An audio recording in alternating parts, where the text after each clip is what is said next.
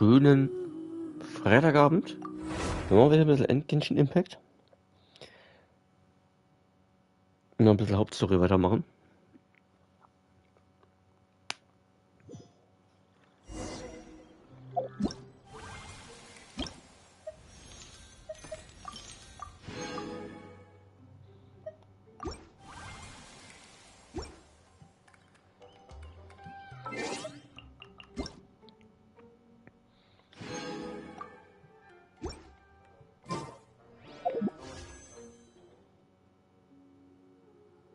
Hm, 10 Tage noch mal hier, das heißt, die sind lange drin.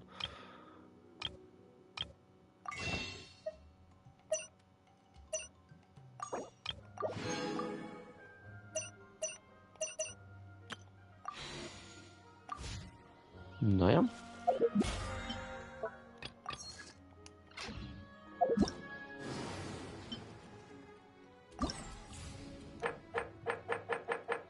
So, das gibt's als Videos.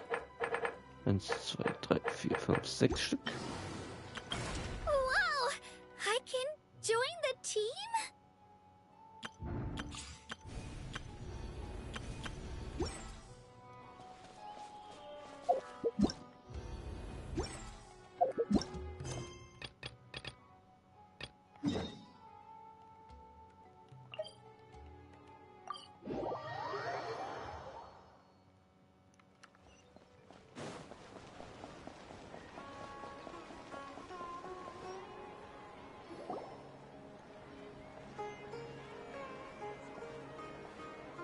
Ad Astra Abyssosque.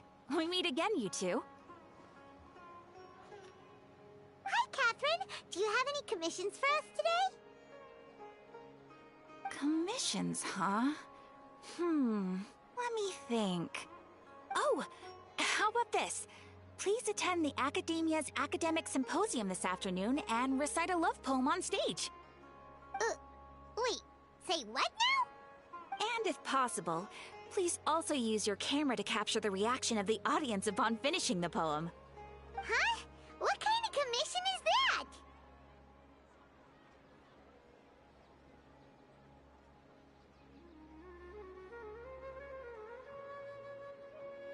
I see.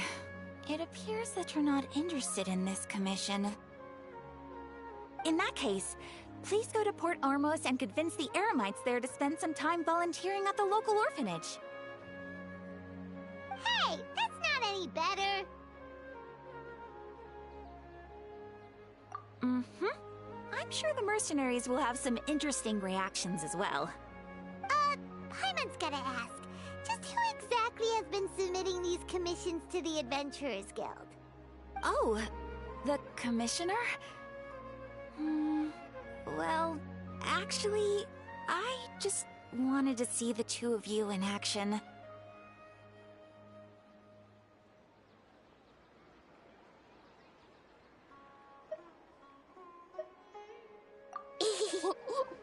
Was it so obvious? I was hoping you would actually take one of those commissions. That kind of chance to observe humans doesn't come by often. Ah, so it's Nahida. Paimon just knew Catherine wouldn't crack those kinds of jokes. When did you get into her head? From when she said, Ad Astra Abyssosque. So it's been you this whole time? Are you done resting up, Nahida? Yes. I've been sleeping ever since we parted ways, and I even had a really, really long dream.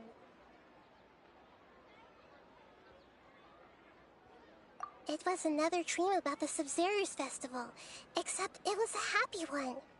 In my dream, I was sitting in the middle of a flower terrace, and everyone in Sumeru City was holding hands as they danced in circles around me. They danced round and round, and everyone looked really happy. I also got to sit on a gigantic flower carriage. Ferris, the Knight of Flowers, raised me really, really high above the ground, and I was throwing an endless amount of Yalda candies at the children.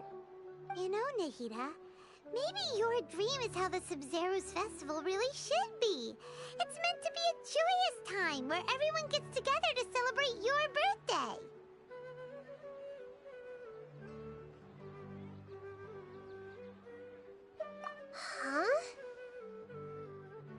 Wasn't I describing a really happy dream? Why are you both looking at me like that? Wait, could this be an example of the emotion known as pity? No, we aren't pitying you. That would only make everything worse. We just don't want you to feel too sad. By the way, have you had a chance to visit Dunyarzad? How's she doing? The Homiyanis haven't allowed any visitors after the festival, so we haven't been able to check on her. Yes, I paid her a visit right after I woke up. She was resting at the time. Her condition is stabilized. However, since Elazar is a manifestation of the withering on the human body, we can only cure it by finding a way to take care of Irminsul's own withering.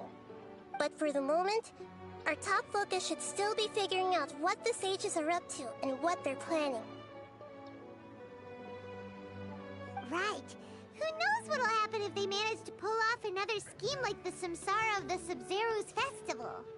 So our first priority should be investigating and putting a stop to the sages' activities. As for how we should pull that off, let's discuss it somewhere else. There are too many adventurers around here. Oh, good point. Sorry, adventurers. We're gonna be borrowing Catherine for a little while.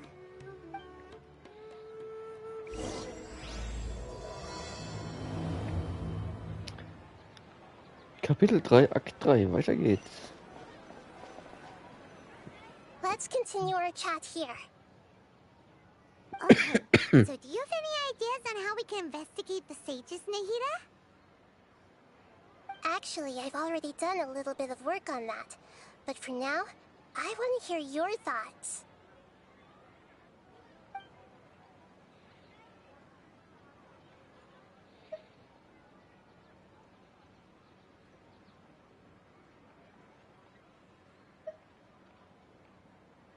No way, that's too risky.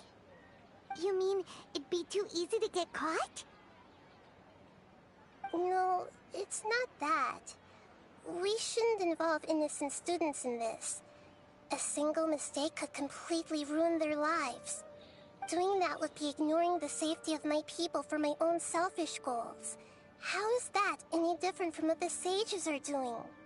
That's a good point. Spoken like the god of Sumeru.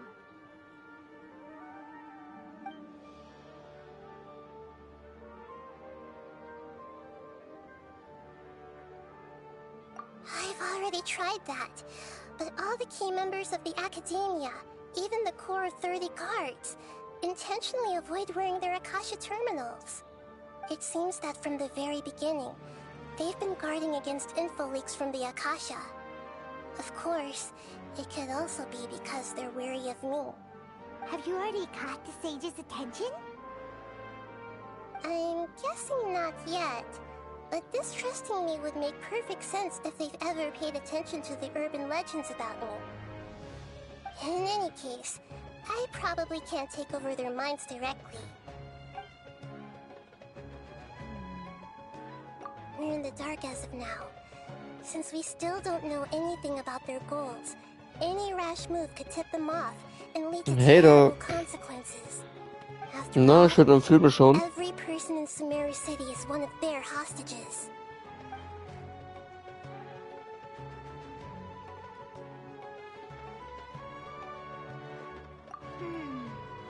Are we really out of ideas? Nahida, you're super smart, so you already have something in mind, right? Don't keep us in suspense. Spill the beans already.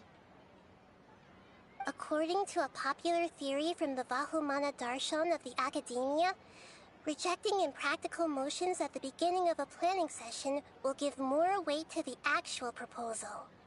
Okay, but aren't you the god of wisdom? You don't have to use that kind of gimmick to make us take your ideas seriously.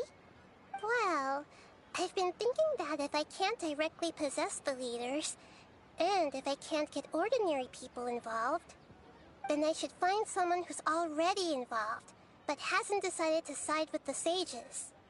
You're saying we should recruit a spy? That does sound like it could work. Oh, before coming back, we met someone named Alhaitham. He seems like he acts alone, and he likes doing stuff behind the Academia's back. They probably aren't in cahoots. Actually, I already have someone in mind. Do you still remember that female scholar named Setaria? Setaria. Paimon remembers now. Isn't she the one who's always trailing behind the Grand Sage of the Academia? We ran into her basically every time the Sub-Zero's festival repeated itself. You could even say we're old enemies by now. Paimon still remembers the smug and mean way she always spoke to Nilou. I've always liked observing all kinds of people, and Setaria has always stood out from the crowd. She was born in the desert and was hailed as their greatest genius. Her academic gifts allowed her special admission into the academia, and also gave her the opportunity to serve as the sage's assistant. Oh, Paimon didn't know she was from the desert. She must be pretty special then. Paimon feels like most of the desert dwellers around the city are working as mercenaries. The name Setaria means star. When she lived in the desert, she shone like the brightest star in the night sky.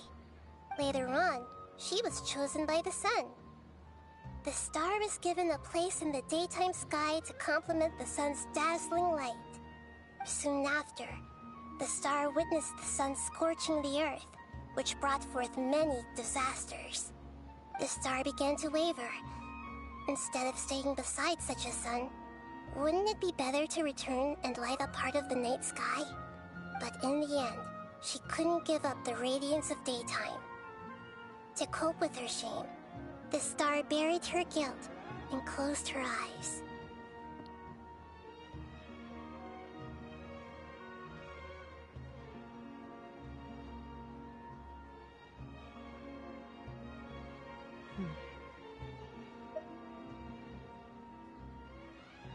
From the sound of it, Setaria's just hung up on the research opportunities here.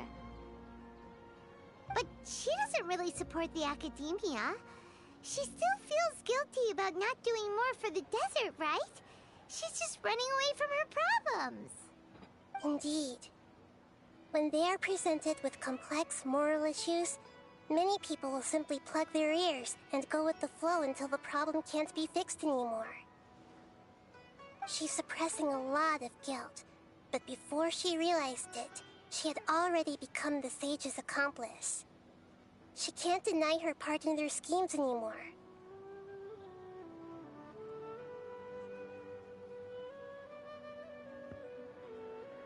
Right. We must somehow make her face her problems again. That way, not only can we get useful intel from her, but she can also use it as an opportunity to redeem herself. From my past observations, Setaria will take a day off from the academia every 10 days to do some shopping in the city. Tomorrow afternoon just happens to be a shopping day for her. That'll be our chance. To prepare, let's go check out some of her favorite spots, and have a quick chat with a few of the vendors there.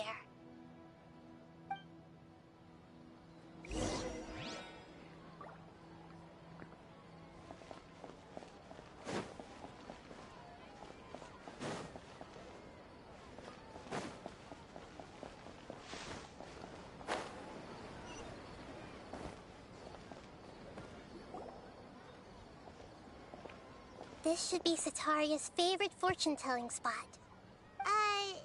So should we ask the fortune teller about Setaria? No, I already have enough information on Setaria. The most important thing now is for you to pay attention to the vendor's talking style and key characteristics.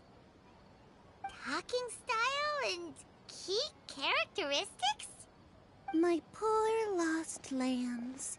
Have you become troubled over your fates? The divine voice of wisdom often echoes between mine ears. If thou be blessed today by the gods, I may be able to show you the way. Huh? Really? Nahida, you've been whispering things to her? Shh!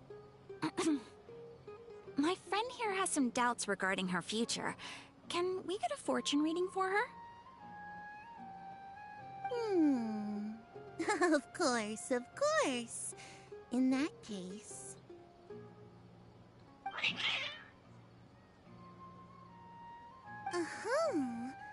It would seem that Harut and Marut are quite wary of you. Perhaps, at some time in the past, you have somehow offended the gods. Only mocking the god of Animo, questioning the Lord of Geo's financial savviness, and brawling with the god of Electro. Do those count? Hmm? Oh, nothing. Go on, pick an aspect for her to divine.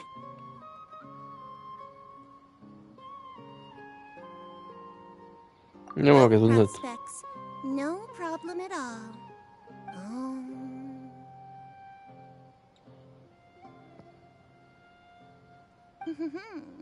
The gods have spoken. The truth shall be revealed. Your life shall continue on for... many tens of thousands of years? Impossible. Harut, Marut, did you two spoil my divination? I've never read a fortune so absurd.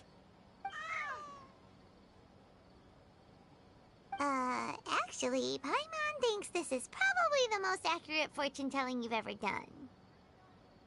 I admit that the orientation of today's celestial matrix is, suboptimal. As such, there will be no charge. Is that so? Well, that can't be helped. If you were to bring some food offerings for Harut and Marut on your next visit, perhaps they could help you reverse the wheels of fate.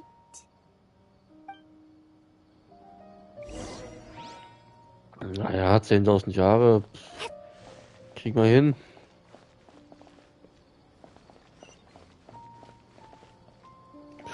Schließlich lebt sie ja schon 500. Was sind noch 10.000 mehr? Is this another one of Sataria's favorite stalls? Yep, it belongs to a king. His father helped Sataria a lot when she first moved to Samari City, so she still comes by whenever she has time. When I start talking with him, listen carefully to the details of our conversation. Ah, dear customers. Would you like to look at some pottery?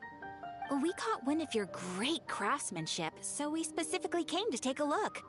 Oh, I recognize you. Aren't you Miss Catherine from the Adventurers Guild? Sounds like I'm in for some big business. Speaking of, where did you learn this trade? I suppose you could say it all started with my dad. He's a mason by trade, but I picked up an interest in clay while apprenticing for him. After that, I began making pottery by myself in secret, and I simply changed trades when my works turned out well. Although it's a pity that I'm no longer making much use of the knowledge provided to me by the Akasha. That's nice. You're making a living doing something you love. So is your father still working as a mason? Oh no, not anymore. A few years back, he fell from a roof and broke his leg. Since he had already saved enough Mora over all these years, he's just enjoying the retired life in Port Ormos nowadays. I see. We wish him peace and happiness in his retirement. I'll have someone in charge of logistics at the guild come by another day for some goods. We'll leave you to it. Take care now. No problem. Rest easy, all our goods are sure to meet your every need.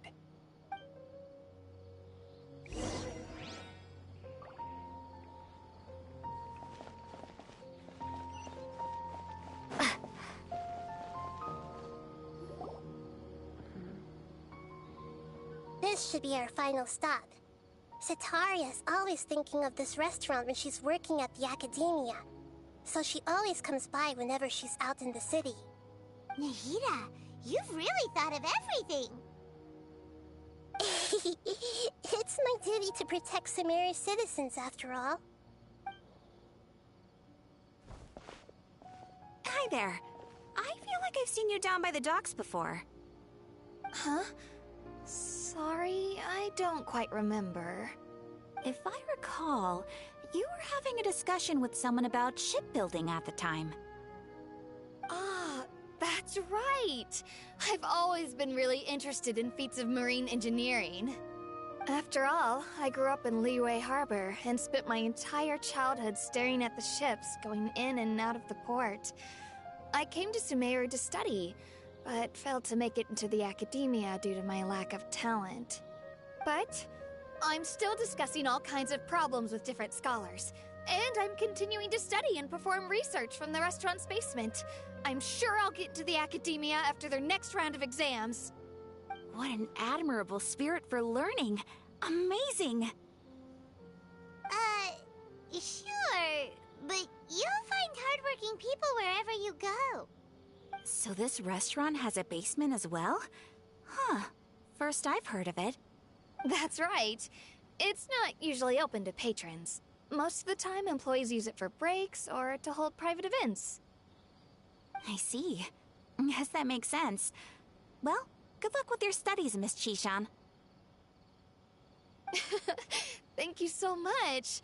As long as I can make it into the academia as an official student, I'll be happy.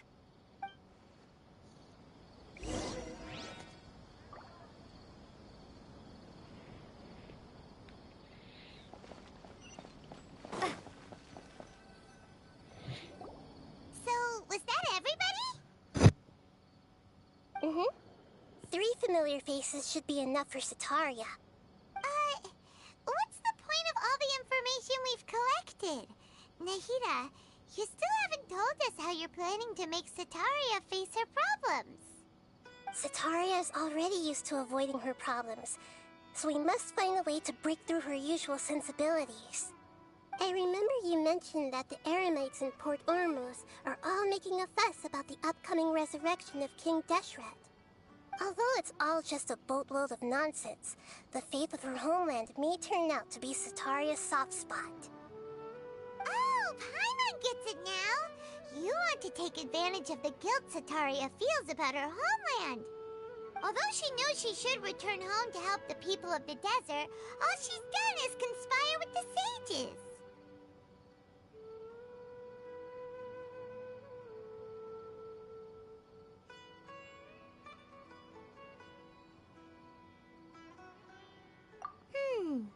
So, how do we set that up? Well, King Deshret is long gone, and Sataria is also too smart to fall for any simple tricks. If we simply engaged her under the guise of King Deshret's believers, she would definitely be wary of us, and we may not get anywhere. But if we were to borrow some of her close acquaintances to talk with her, her reaction would probably be very different. So, you mean you're going to possess those people we just talked to? Yep. Possess them through the Akasha. Imply they've already converted to the faith of King Deshret, and then convey our made-up will of King Deshret. As long as everything goes smoothly, we'll get through to Sataria for sure. She'll never guess that we had anything to do with it. Ah, so that's how you're going to use all the info we collected on these people. It's so that you won't slip up and break form. Possessing them will only work if you can manage to pass off as them. Exactly. So, best of luck with impersonating them. Huh? Best of luck? But we don't know how to possess anyone. That's no problem at all. I'll just share all their senses with you once I've possessed them. As long as you're also wearing an Akasha terminal, the effect will basically be as if you've possessed them yourself. Huh. That is pretty convenient. But why does she have to do this? Can't you do it yourself? Although I've been observing humans for a while, I've never been good at imitating them. You're not wrong. It's always been painfully obvious whenever you try to pass as Catherine.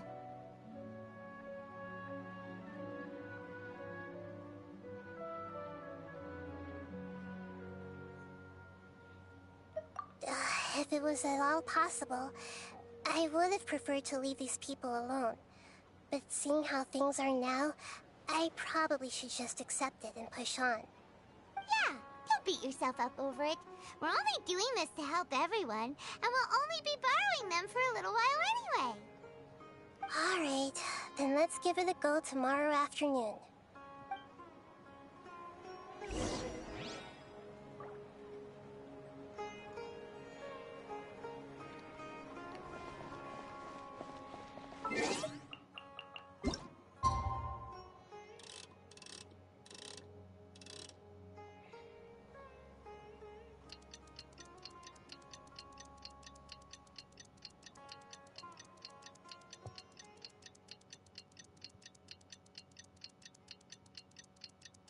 Wenn man echt lieber auch nicht so die Arbeitszeit vorspulen könnte, wäre auch gut.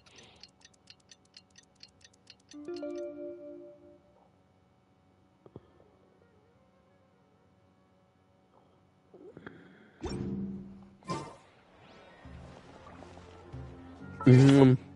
12 bis 18 Uhr.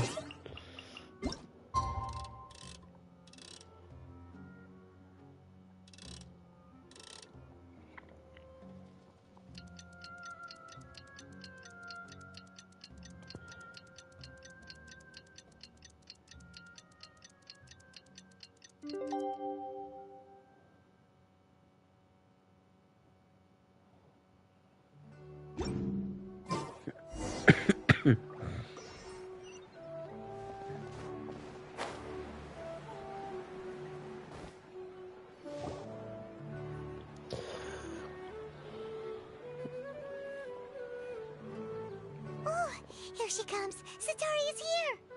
Let's quietly follow her. Once she starts talking to her acquaintances, we'll find a safe spot to begin possessing them.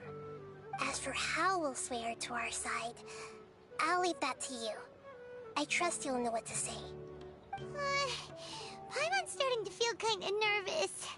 Okay, let's go. Looks like they've already started talking. Let's find a hiding spot and get started.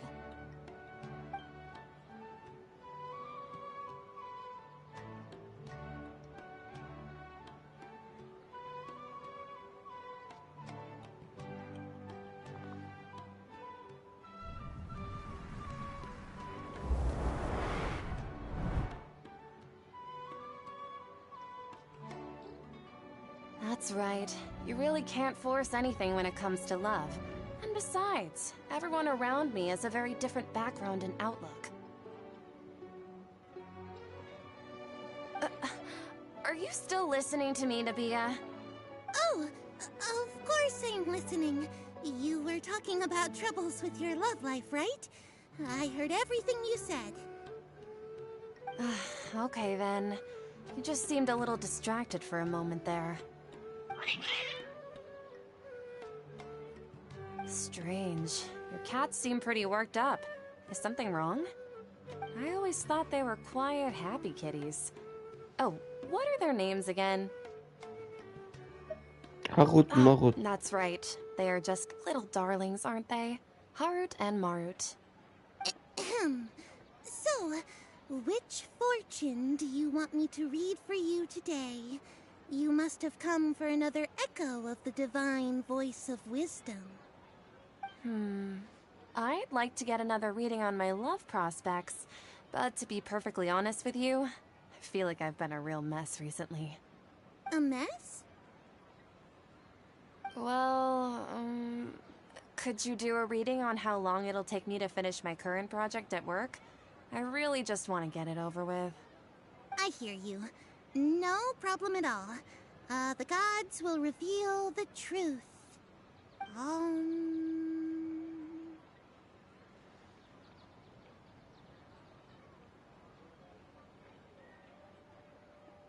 The gods are asking, Setaria, why haven't you gone home?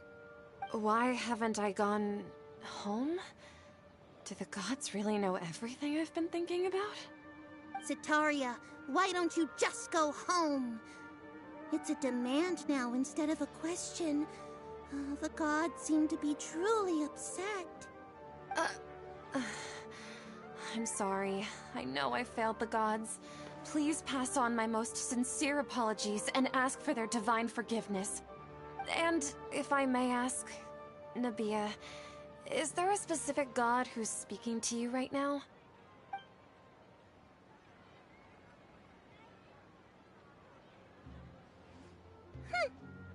What an inconsiderate and naive question. The god who is speaking to me is, of course, the wisest and mightiest of all, King Deshret. King Deshret? No wonder he would make such demand of me. Wait a second.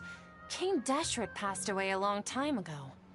Even though news of King Deshret's resurrection has been spreading like wildfire, it's all just a misinformation campaign from the Academia. How can King Deshret still exist in real life? What insolence! I am King Deshret's most loyal believer.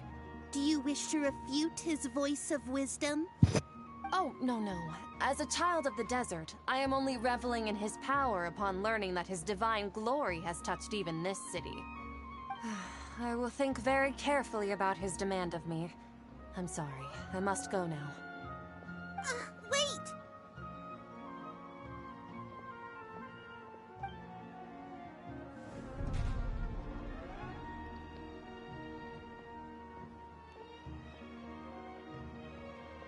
Whoa! She just ran off in a hurry. She looked pretty upset, too. Well done. Sitaria didn't seem to suspect anything amiss. To have something she's been trying desperately to avoid show up out of nowhere and berate her, that must have shaken her to the core. Aw, Nahida, it seems like you understand human emotions really well after all. All I know are some abstract Haraba-taught theories. And in any case, my time with you has shown a lot of them to be utterly useless. I'm still trying to make sense of everything. Anyway, enough of that. Let's hurry and catch up to Sitaria. He's at Akeem's now, right on cue. Let's get ready to possess him right away!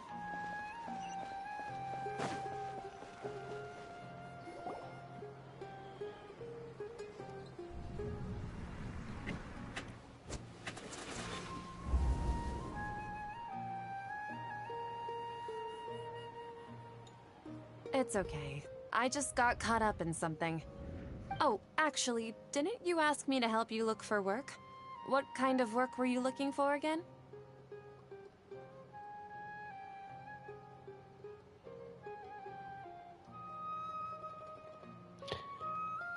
Gardening? But don't you hate everything to do with plants? I still remember getting mad at you for secretly throwing away the bonsai that I gave you as a present. You see, a friend told me that the secret to self-improvement is to work on things you're not so good at. Fair enough. I didn't think that was something you would consider. Speaking of, how's he doing? Is he feeling any better?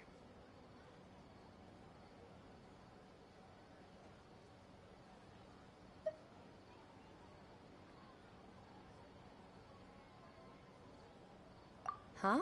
Wasn't he nursing a leg injury? If I recall correctly, his strong das arms Bein, are aber das always Bein ist been auch his kaputt. pride and joy. He sprained his... Oh, actually, while we're talking about him, Yeah, he's been retired there for a while. if you could find the time, please write him a letter. Let him know that recently, faith in King Deshret has taken root in Port Ormos and has begun to spread across Sumeru. He has a quick temper and has always been a devout follower of the Dendro Archon. I don't want him to get into a fight with those King Deshret believers because of a difference in beliefs. Oh? So, who are you siding with in all of this? The Academia or King Deshret? I'm so jealous of you. You were born a child of the desert, yet you chose to betray King Deshret, and now you spend all your time with those Hey, crooks from Charlie. the Academia. Akeem, you Gute don't Nacht wünsche mean ich dir. you've also become a believer of King Deshret? What's so strange about becoming a believer of the wise King Deshret? In fact, aren't you the strange one? The one who still can't pick a side? Can't pick a side? Me? Whoa! Paimon had no idea you'd be so good at this! You really zeroed in on the issue and put it right in front of her. It might feel a bit overwhelming for Sitaria. But once everything is over, I'll be sure to pay her a visit to her mind and explain everything. Anyway, let's keep going.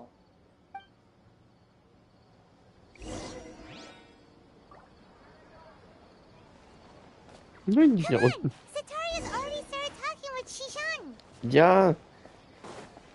Bin leider gerade runtergefallen.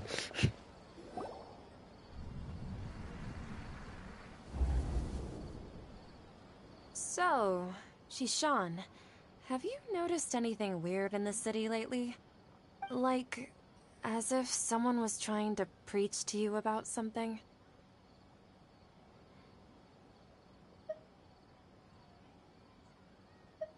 Oh, right. Speaking of strange things, I celebrated the Sub-Zerus festival so many times that I lost count. That was really weird. Wait, how could you be aware of that? That should be impossible. Nothing in the report indicated anything like that. Are you still failing to realize that the Academia's lowly tricks could never deceive all of Sumeru's citizens? Shishan, don't tell me that you've converted to King Deshret as well. What an absurd question. You make it sound like I should be ashamed for becoming a believer of King Deshret. In reality, shouldn't you be the one who is ashamed? You, who works side by side with the Academia, and treated people as nothing more than experimental subjects? Please, please stop! Even now, Sataria's still trying to run from her problems.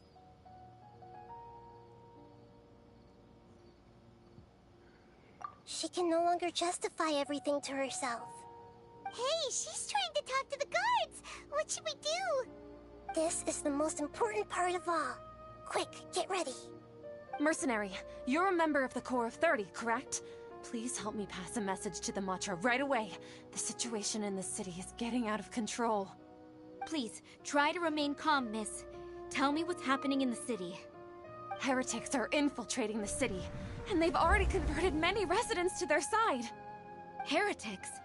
What kind of heresy are you talking about? King Deshret! Many people I know have suddenly started believing in him, but he's long dead. It's impossible. Miss Sataria, nothing is impossible. You know my name? King Deshret is immortal, and all who defy him will one day pay the price. You must face the truth, Sataria. You tread a treacherous path, and the longer you ignore it, the tighter the Academia's grasp on you will become, and the deeper you will be ensnared. Child of King Deshret, never forget that the desert that belongs to you lies elsewhere. What's so strange about becoming a believer of the wise King Deshret? In fact, aren't you the strange one? The one who still can't pick a side? What an absurd question. You make it sound like I should be ashamed for becoming a believer of King Deshret. Sataria, why haven't you gone home?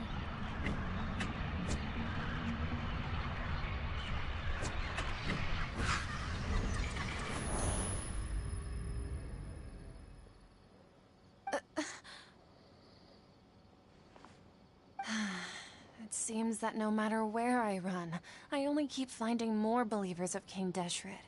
I have to say, this is a familiar feeling. I've also been running from my guilt this whole time.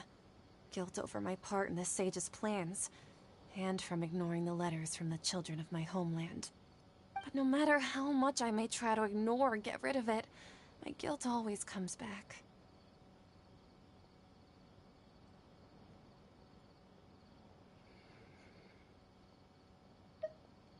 You won't necessarily lose your research opportunities by facing the truth. Besides, did you really want to conduct your research while carrying such heavy feelings of guilt? How do you know me so well? Are you truly just a believer of King Deshret? Or are you the god himself? That's not important. The important thing is to pass judgment on the Academia and its sages, and to correct their mistakes. If you could provide some assistance in this matter, perhaps it could serve as a form of atonement. I've actually never believed in the gods, but I've always believed in serendipity. Your appearance must be a fated opportunity for me to get out of this wretched situation. Please tell me, what can I do for you?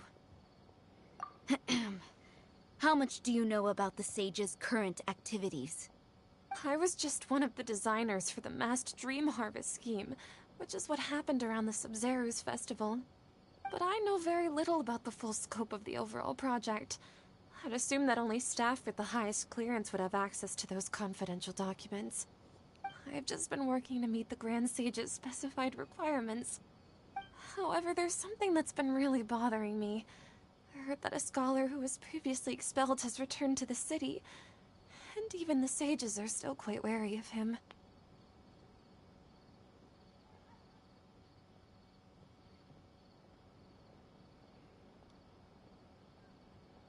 To fight against the Academia, we will need to figure out the nature and the purpose of their work.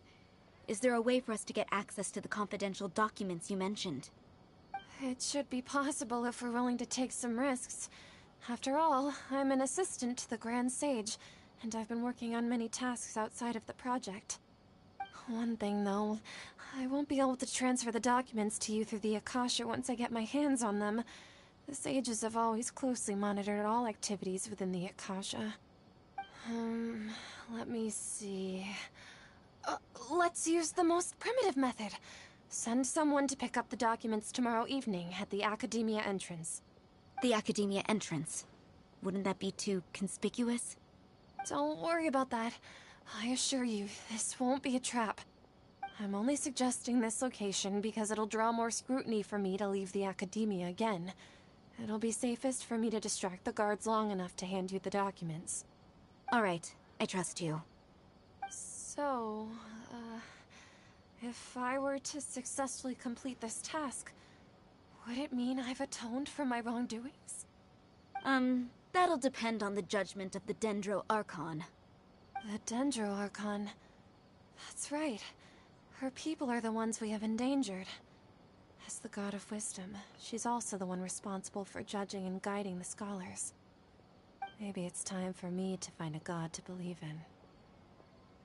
Just as Nahida predicted, we've managed to bring Sataria to our side! The Traveler's execution was ingenious. She's the one who deserves all the praise.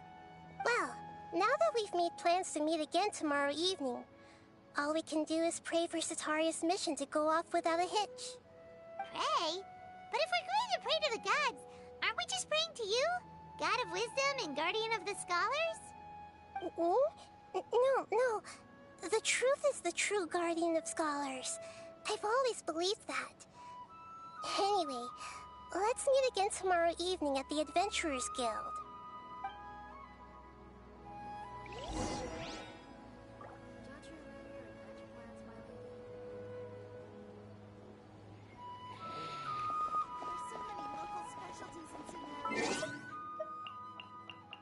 Oh, die Zeit rennt. Miau.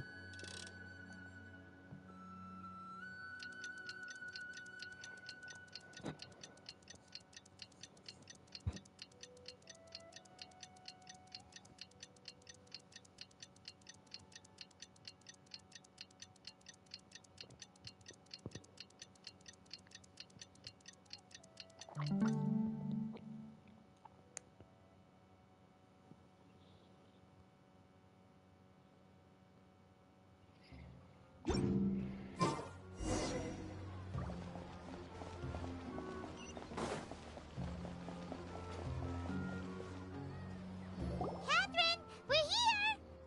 Oh, you are the other Catherine, right? That's right. I suppose I'm the other Catherine in your mind.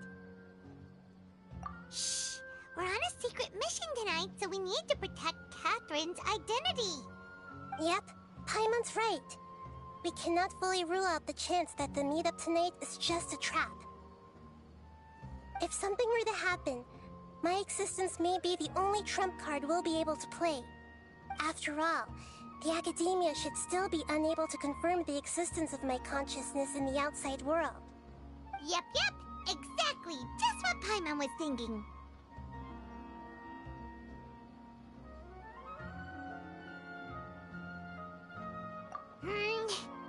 Anyway, enough about that. Let's just make sure to be on our guard. Off? What do you feel is off? It's the middle of the night. Of course it's quiet. You're not getting paranoid, are you? No, I think she's right. It really is a lot quieter than usual. If you look around, there seems to be fewer people on the streets. I'm not sure if this is the case for the entire city, though. Huh. Maybe it's just a coincidence. Maybe Sataria figured out a way to not only distract the guards, but also to get everyone to go to sleep early, just so we can exchange the documents in peace. I also can't quite figure out why things feel a little off.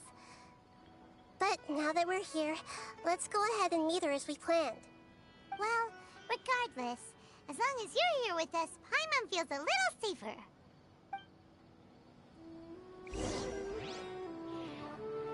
Paimon, du weißt aber schon, dass sie nicht allmächtig ist.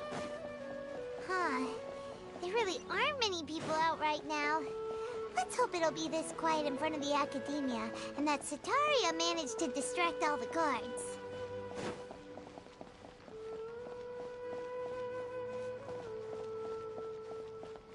Hier ist noch eine Quest, sehe ich gerade.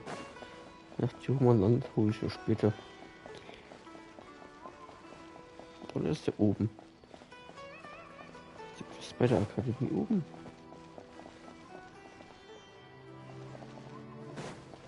Ja, sieht zumindest mal aus, als ein Pfeil dabei. Ein kleiner Pfeil.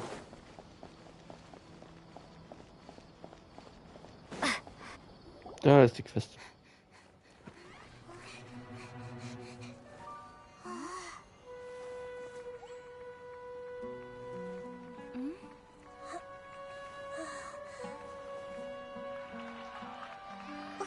What are all these people doing here at this hour of the night? Ah, the triumphant hero returns at last.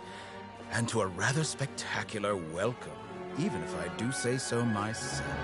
You're the outcast, expelled from the Academia. Indeed I am. Although these days they tend to call me the Doctor. Der zweite Flippertui. Fuck. If you're looking for your researcher friend, she has already been taken into confinement. With some basic caution, she could have discovered the listening device on her person. Clearly, she lacks the degree of rigor expected of a true scholar.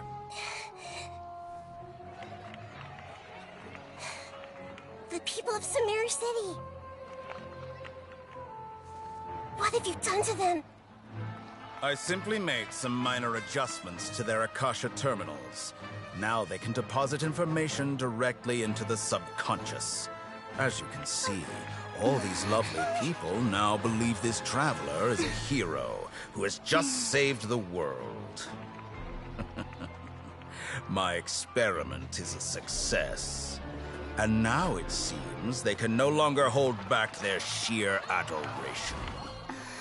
No, what should we do? These are all just regular people. Leave now. You need to get out of here. But that guy's a Fatui Harbinger. We can't just leave you here. Nor can I abandon the people of Sumeru.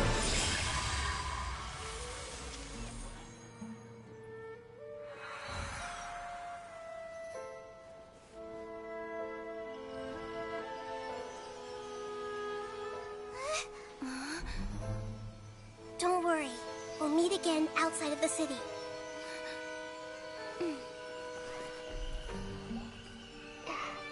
I see. You appear to have overridden their mental faculties with your own consciousness. To possess such a powerful mind, you must be the god of wisdom.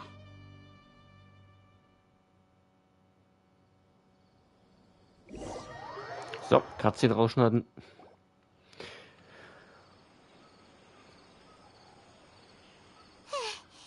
This should be far enough.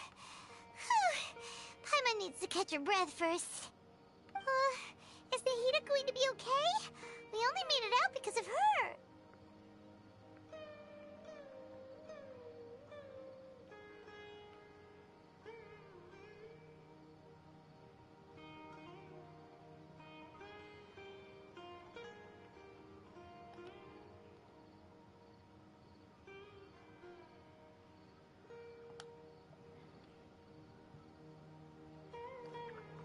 So kann man auch Videos machen.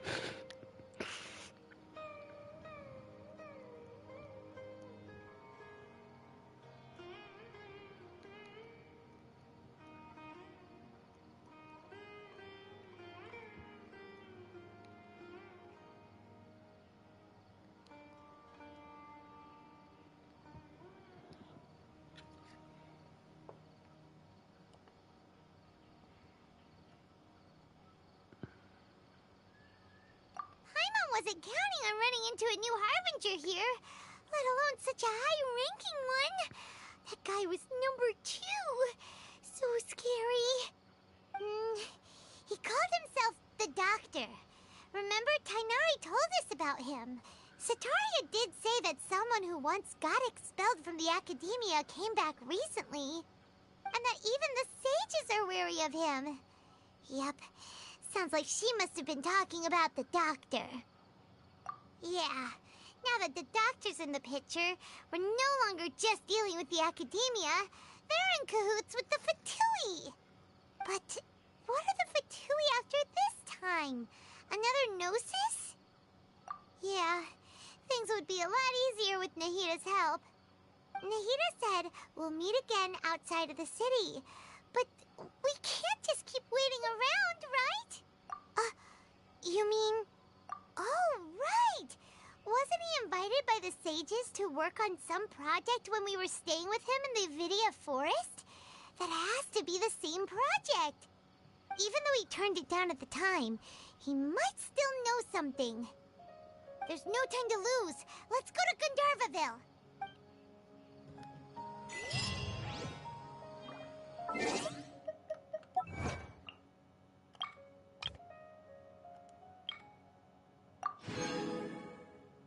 Hallo Benjamin.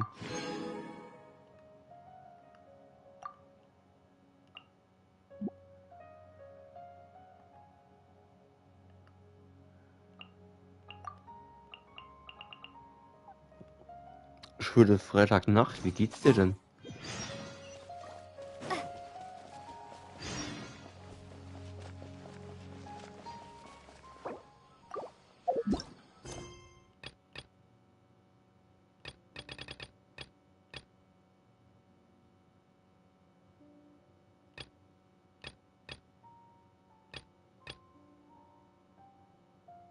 Das freut mich zu lesen.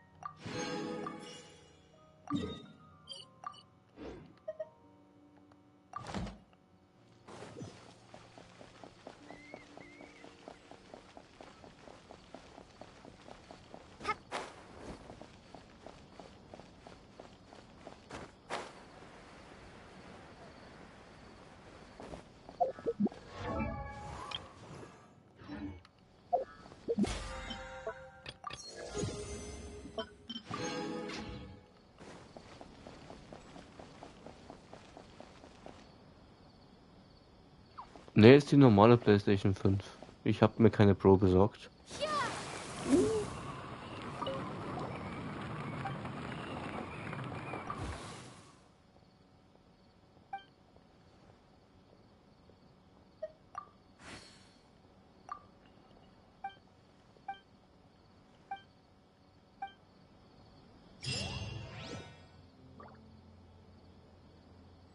Ad Astra Abyss. Thank you for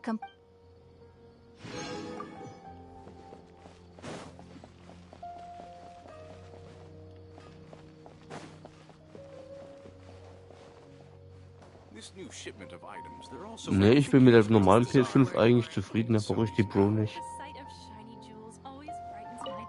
Ich sehe noch keinen Grund für zum Upgraden.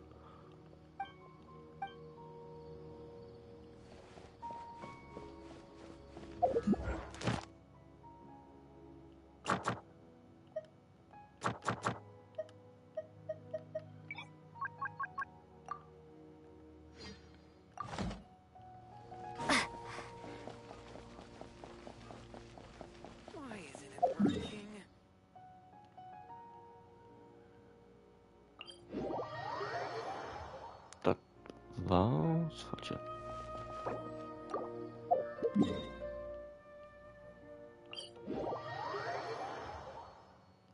Ja, da ist der Bild. Die Quest.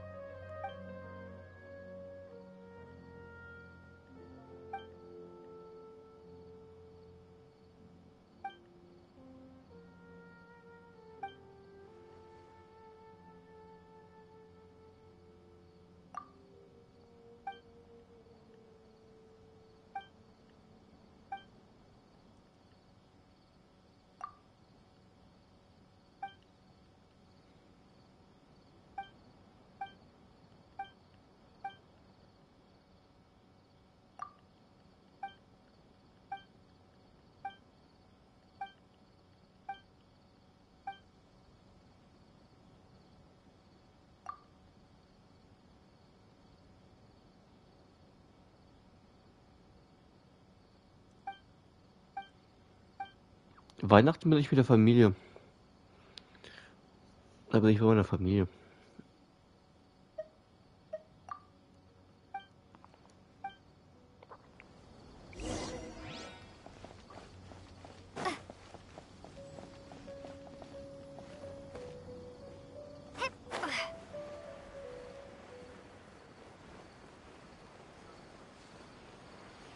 Und du, Benjamin?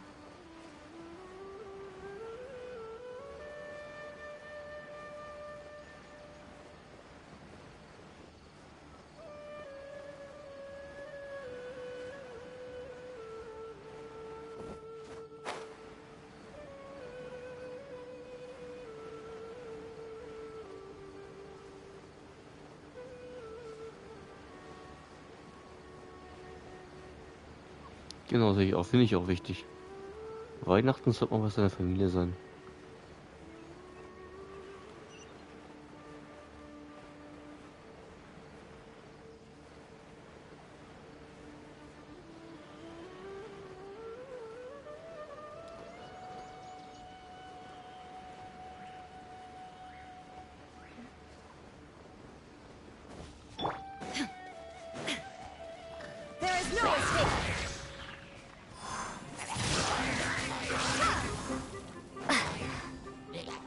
I'll protect us.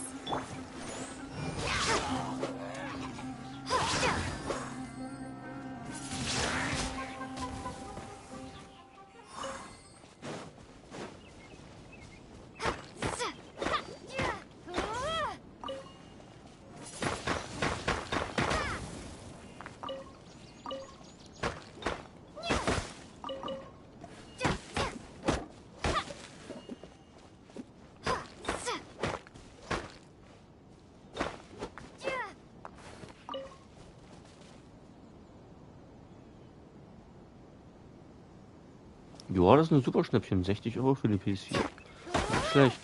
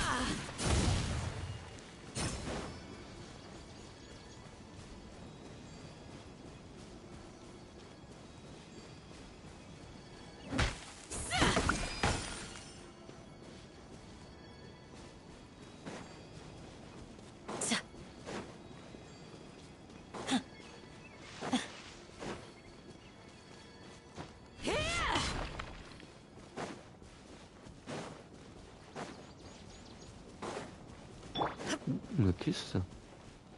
Illusion shattered. Windblade! Prepare to be blown away!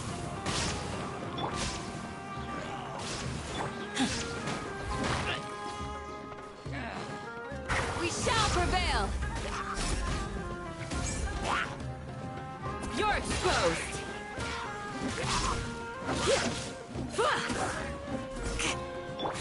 Shine down.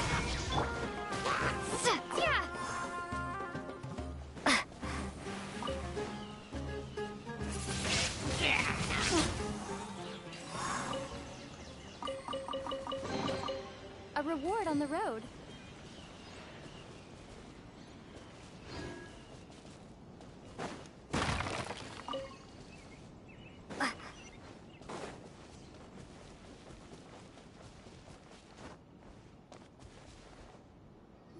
Hold it right there. A blonde-haired traveler and a floating fairy. We've got you, all right. Take a look around. You've fallen right into our trap. Are you mercenaries from the Corps of 30? Did you come here to arrest us? Corps of 30? We're nothing like those government lapdogs who don't even get scraps for their work. We are an elite brigade that commands the highest commission rate in all of Sumeru.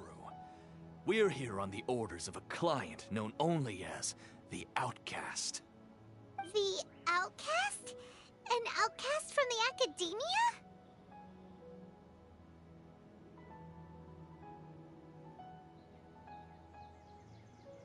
But why wouldn't the doctor just send the Fatui after us?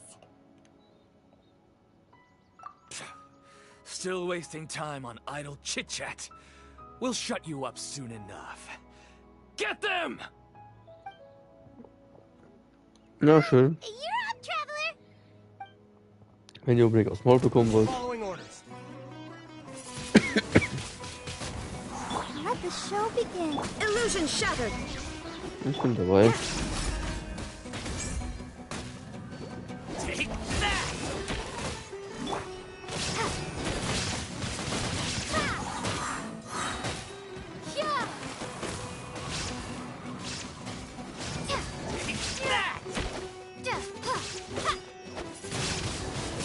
Windblade!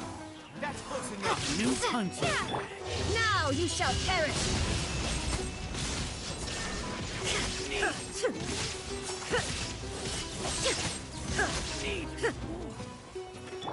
Hear my prayer. It isn't over yet! Here comes reinforcements!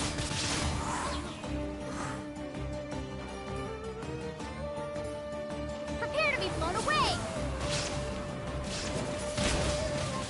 Windblade, I'll protect us. No more tricks up your sleeve.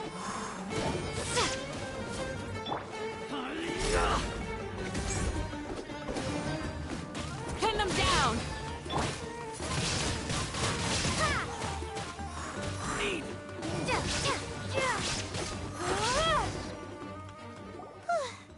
That was pretty rough. Is that what elite mercenaries are like? Yeah, looks like we'll have to keep our guards up. But this doctor guy seems like a pretty tough opponent. He knew exactly where to set up an ambush. Did he predict that we would try to find Kainari? Going up against smart people is tough. Anyway, let's keep going.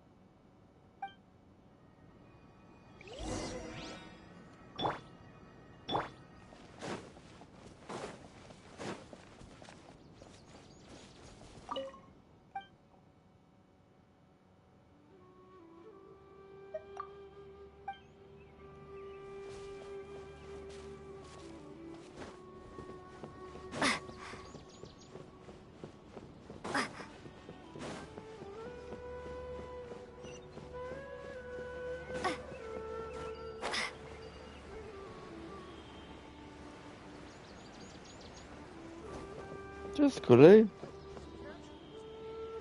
Oh, it's the Traveler and Paimon. What are you two doing back here? Kale! It's nice to see you again. Are you doing all right? To be honest, I'm not doing too well. My Elazar has been progressing at a faster rate lately. I'm finding it harder to complete more intricate tasks. As a result, Master Tighnari is taking me off the patrol schedule. He will only allow me to stay here and coordinate other people's tasks. Oh, Kale. Speaking of Tighnari, did he go off on patrol? We're here to talk to him. Oh, Master Tighnari? He just left the Avidia Forest a little while ago. He was headed to Party's DI. Huh? He left? But isn't Tighnari always saying that he never wants to leave the Avidia Forest? He even turned down the Sage's invitation. I thought it was weird too. Master Tighnari always prioritizes his work as a forest watcher above everything. He almost never leaves his post. He left in a hurry this time, though. No, I only found out that he left through a message he left behind. He also made sure to delegate all his tasks using a schedule. To leave in such a hurry? I'd guess he had something urgent to take care of. Master Tighnari originally studied in the Amorta Darshan of the Academia, and Partis DI is something like the Amorta's research base. Many rare shrubs and grasses have been planted there for research. I know that before he became a forest watcher, Master Tighnari once spent a long time conducting research at Partis DI. A research base, huh? Gotta wonder what kind of research Tighnari just decided to work on all of a sudden. Oh, we don't have a lot of time, so let's go look for him at Party's DI.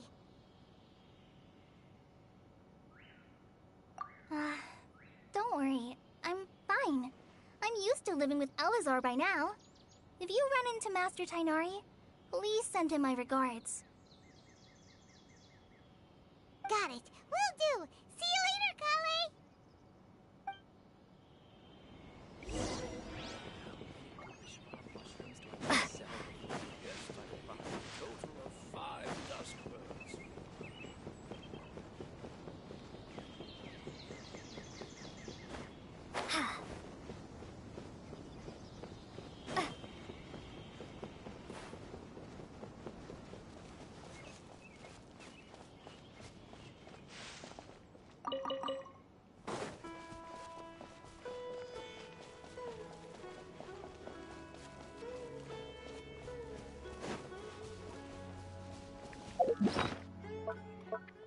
Samen, ich könnte mal.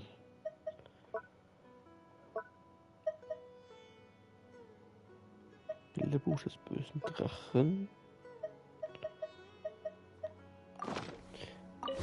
Mal in meine Kalle gehen.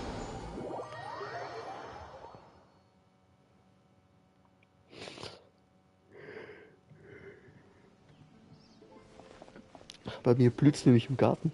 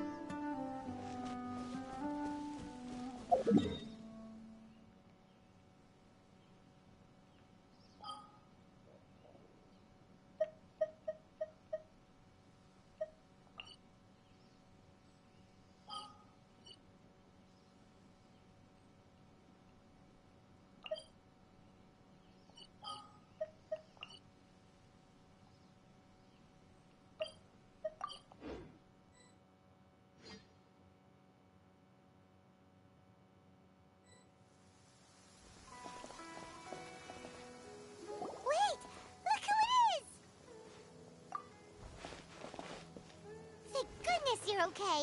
We were so worried about you. Hey, this was supposed to be a touching reunion. him, but you're ruining the moment. Actually, it's very smart of the Traveler to be wary of me right now.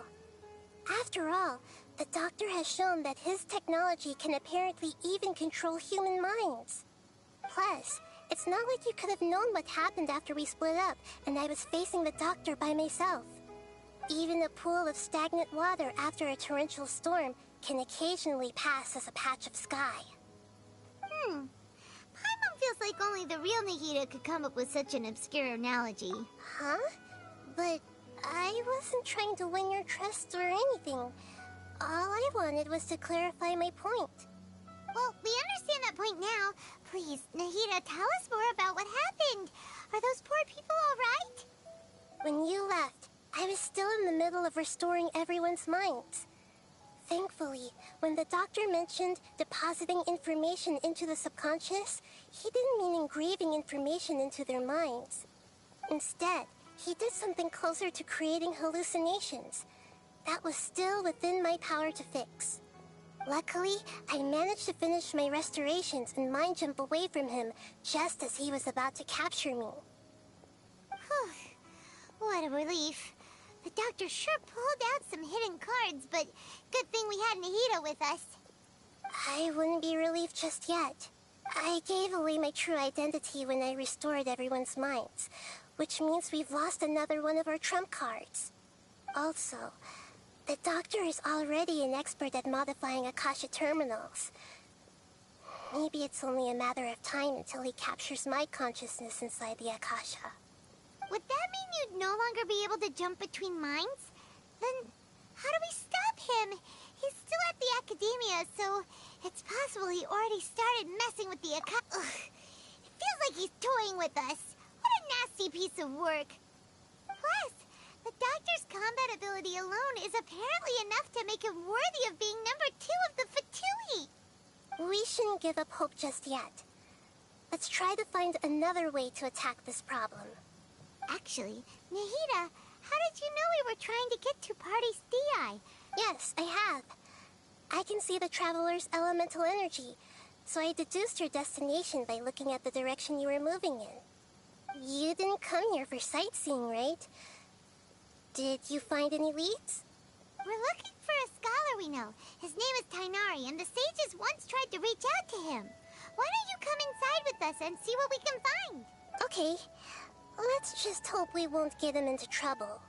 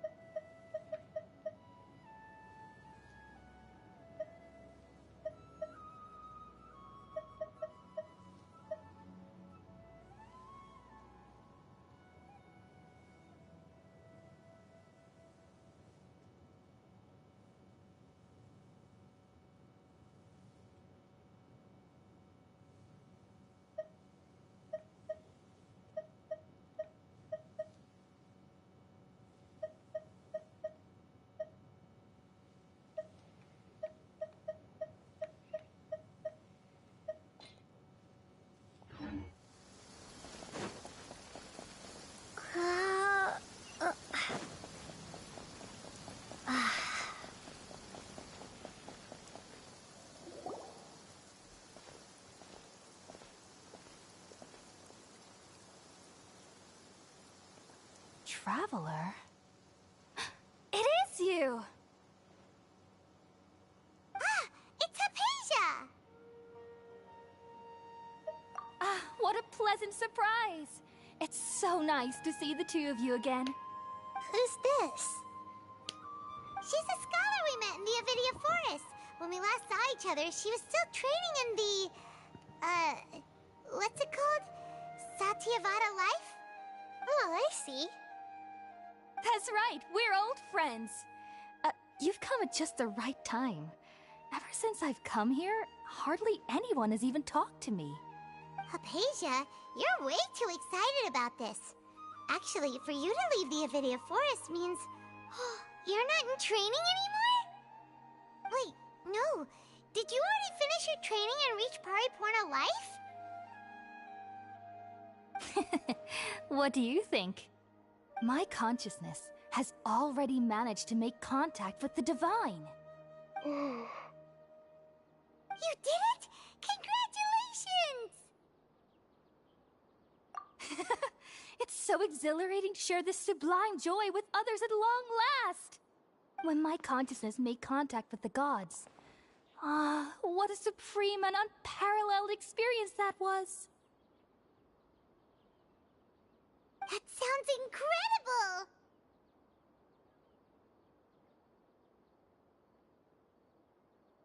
Oh, all right. Actually, please wait. I haven't forgotten my promise to you. Remember? I promised to help you understand what you saw from Irminsul once I gained deeper insights. My current self has not only gained true insight, but I can even help you establish a direct connection to the consciousness of the divine. You can do that?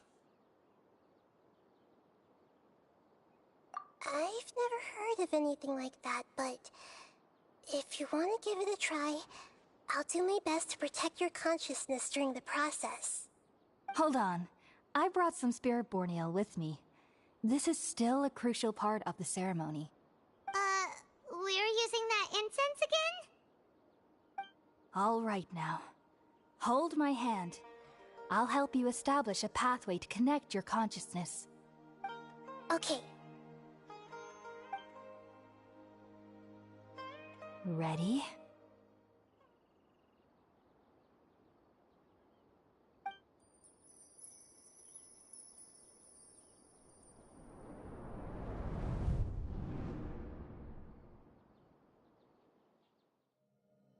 It took 3 betrayals for me to finally understand. The world is just an elaborate tapestry of lies. My fury will never be quelled. The first to betray me was a god. My creator. My mother. Valuing strength above all, she saw no worth in me and I was discarded. The second was a human. My family. My friend. Consumed by fear, he saw me as an abomination. The third was one exactly like me. A hope for the future. A fledgling barely out of the nest.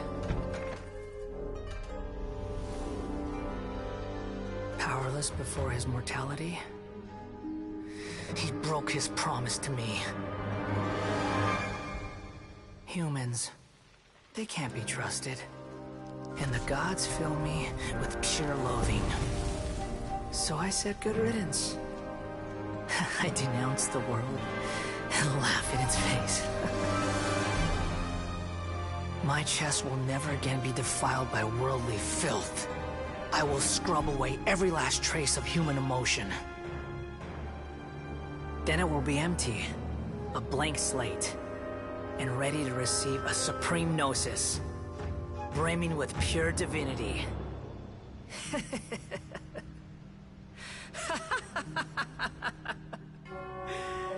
There is no need to fear. The pain will be brief. Your era is coming to an end.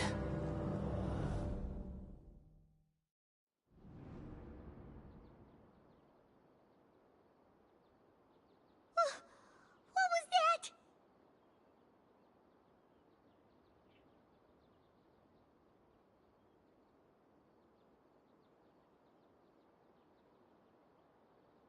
Did we actually just see the Balladeer's memories?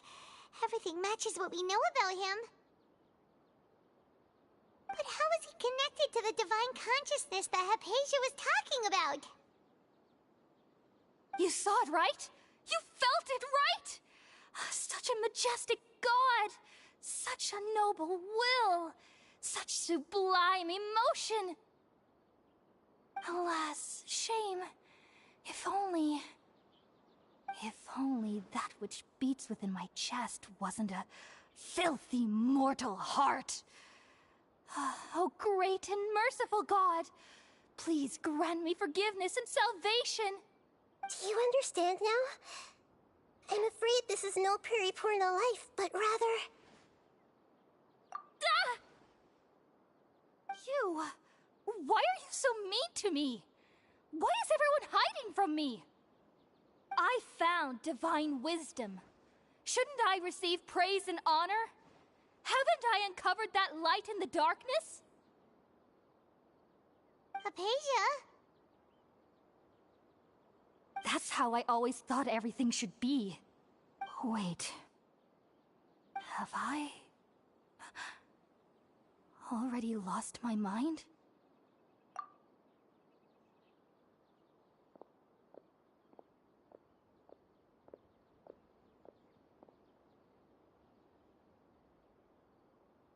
Wait, something isn't right.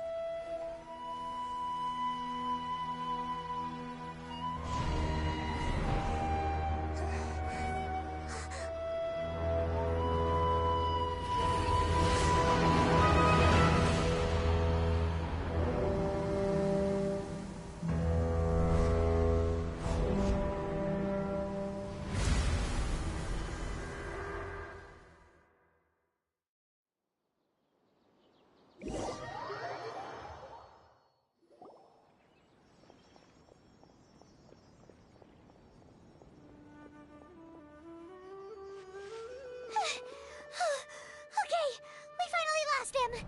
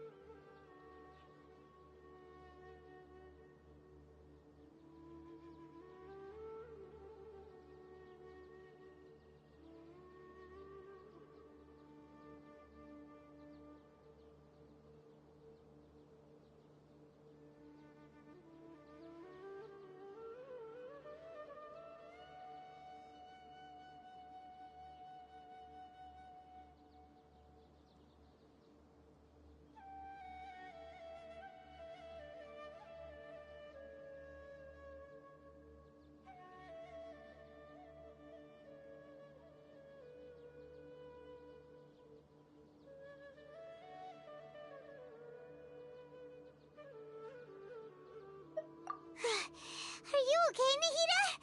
Wait, no. Something feels different. You're back! Oh, the Traveler's back?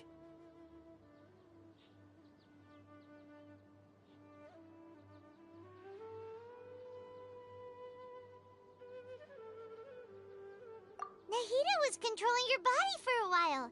It seemed like she jumped over to you as an emergency measure right before the Catherine puppet was destroyed. After that, Tainari heard the commotion and came over. He helped us defeat the mercenaries and then he ran with us all the way here.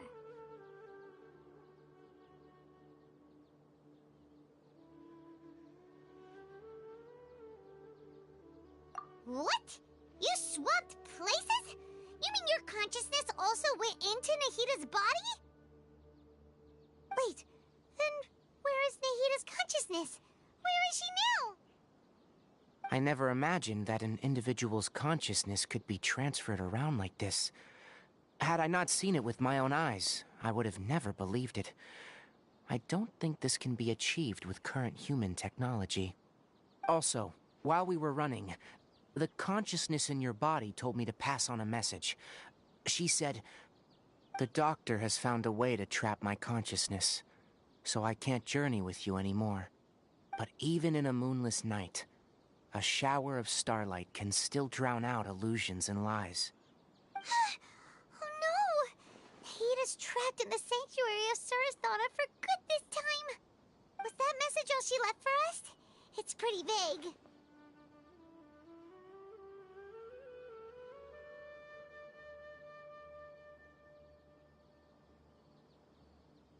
Oh, that makes sense. Since the doctor captured her, she won't be able to say anything without him knowing. She's being extra careful. Even in a moonless night, a shower of starlight can still drown out illusions and lies. Huh. Paimon knows the moon illusions and lies are from the alchemical divination at the Sub-Zero's festival. Didn't Nahida use a starlight analogy before? It had something to do with Sataria.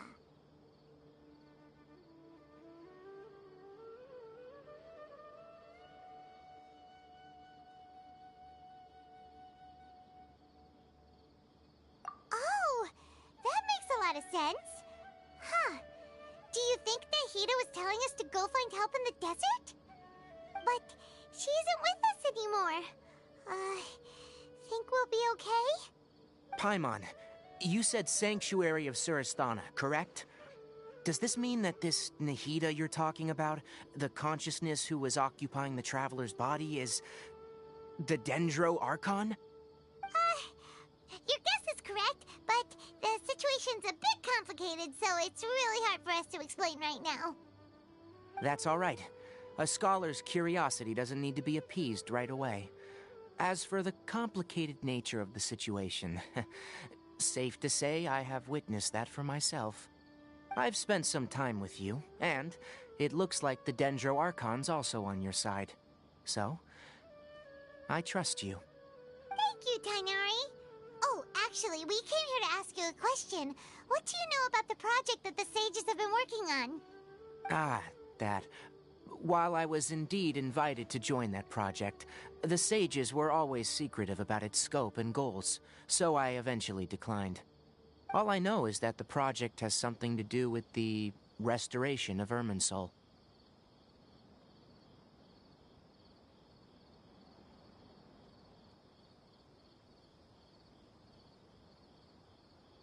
Huh? Did you see something when you were in Nahida's body? What? Do you have any evidence?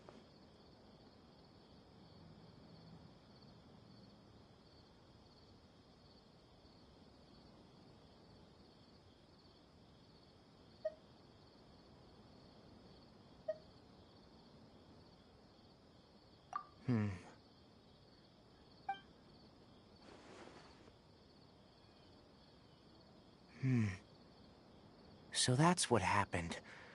That explains why Hypatia's symptoms were different from those of the other scholars who went mad.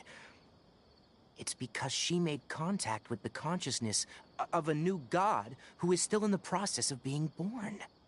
Tainari, did you leave the Avidia Forest because of Hypatia? I did. I noticed Hypatia's mental anomalies, but since her symptoms were rather atypical, I secretly took her to Pardis Di and began searching for a way to return her to her normal self. If I didn't take action, Hypatia would have already been taken by the Matra to the desert, doomed to a life of exile at Aru Village.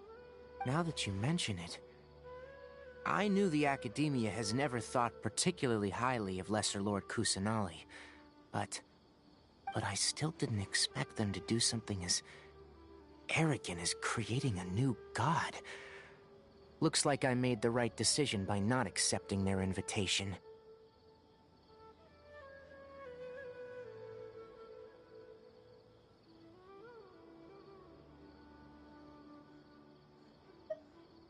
The Doctor and the Balladeer.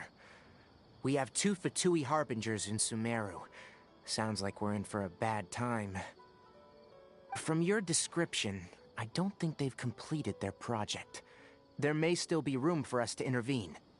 But then, what is the connection between creating a new god and restoring Irminsul? Yeah, it feels like we're still nowhere close to figuring out the Sage's goals.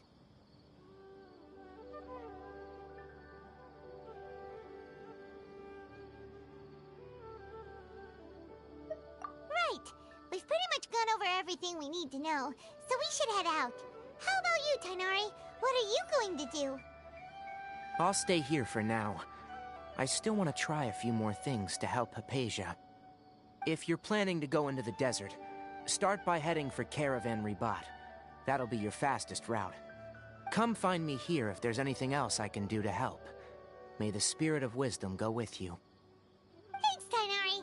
Hopefully Hypatia will feel better soon. We're off then.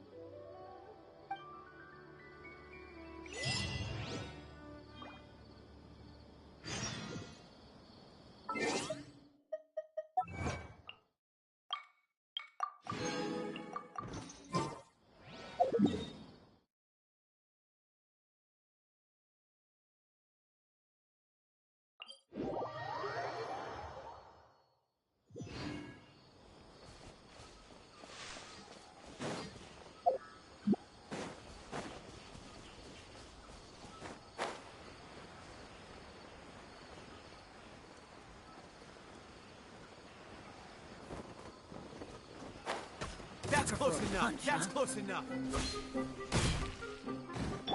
There is no escape! Take that! Let's dance. Be gone! No more tricks. Where do you think you're...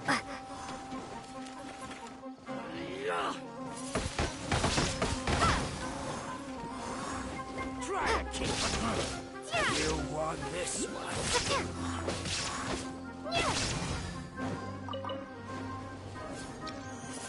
Where do you think you're... Windblade! I'll protect us. Take that!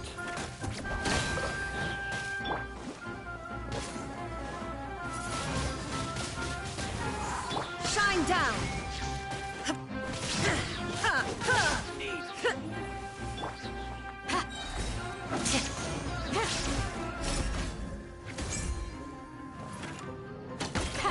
Too easy!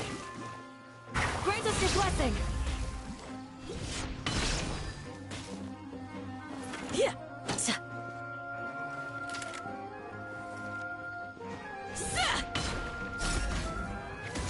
Pin them down!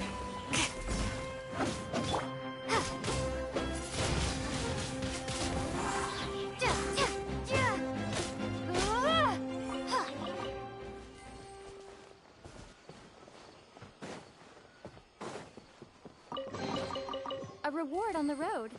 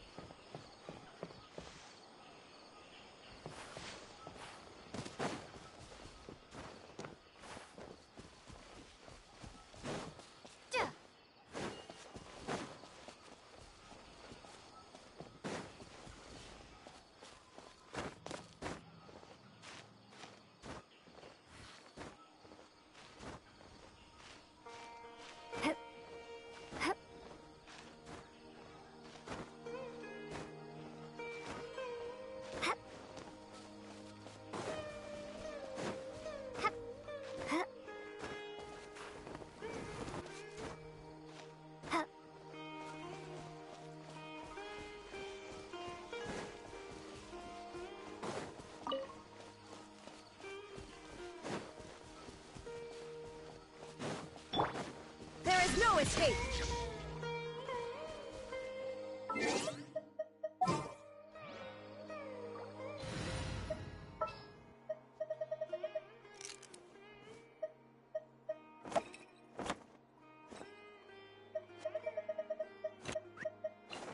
ready.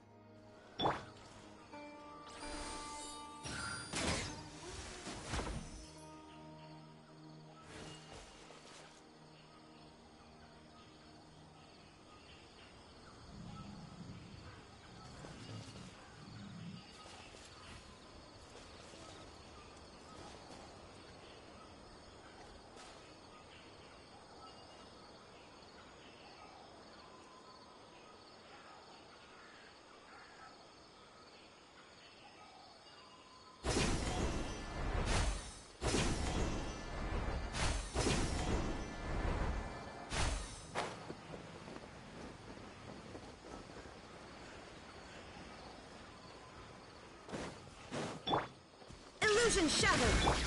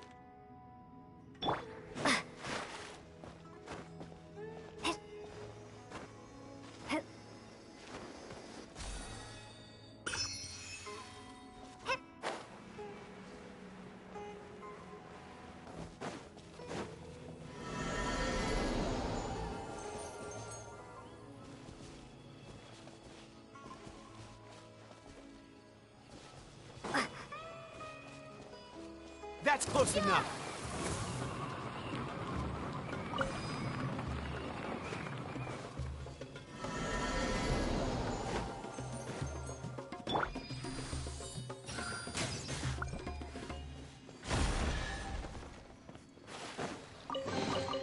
Wow, this is so lucky.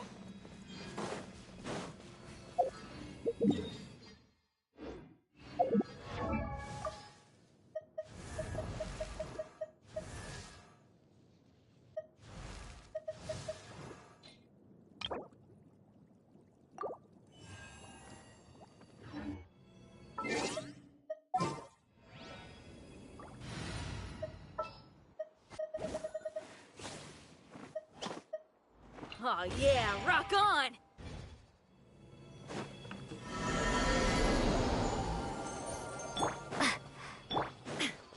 That's close enough.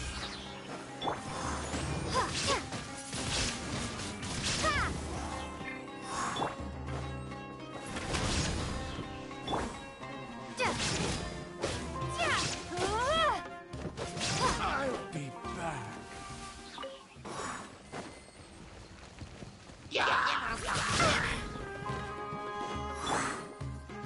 Come on, we can do it. Let's dance. Power cord! Shine down!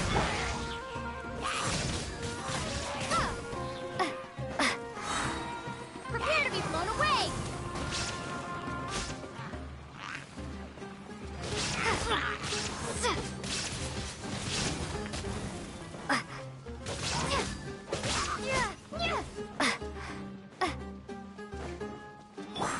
Feel the beat! Let the show begin.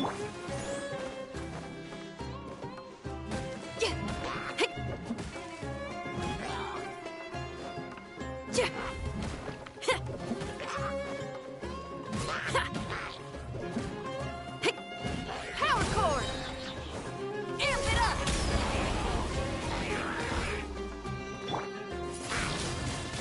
Windblade.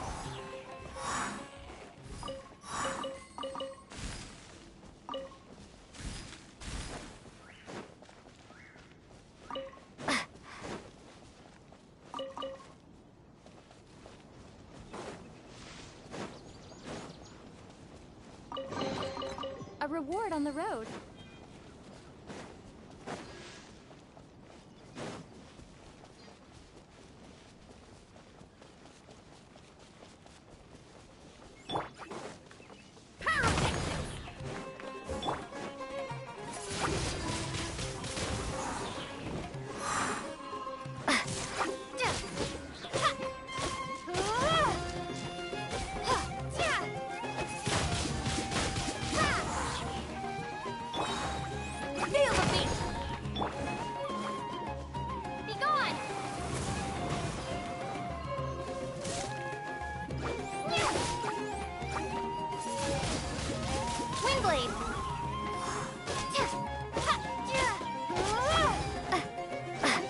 Hey, not the guitar pyrotechnics!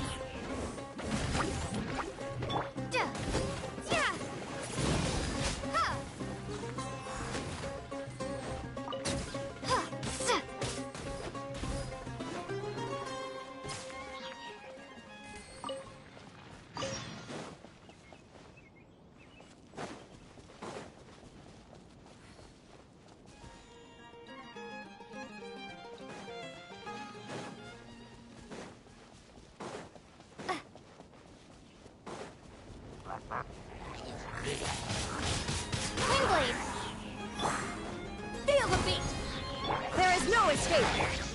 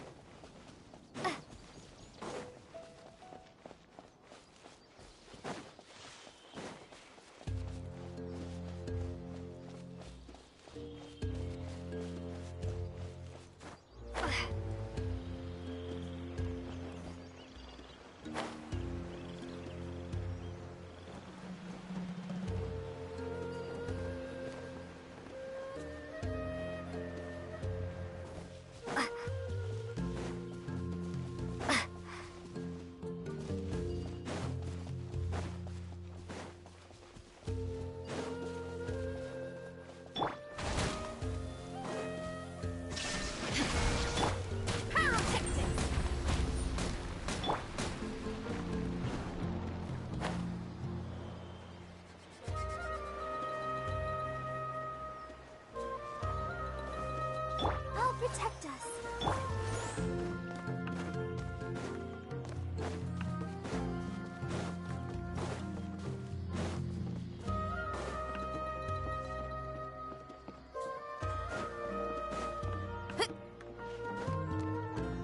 Happy to oblige.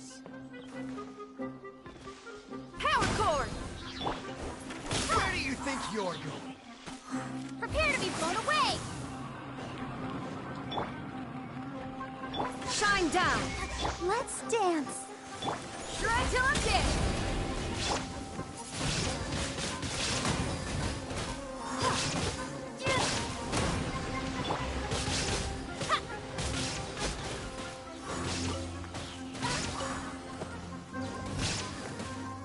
I'm getting sick of this game. Windblade! Illusion shattered! Let the show begin. Pyrotechnics! Be gone!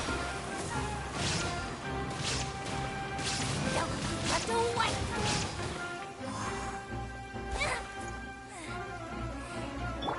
Shine down!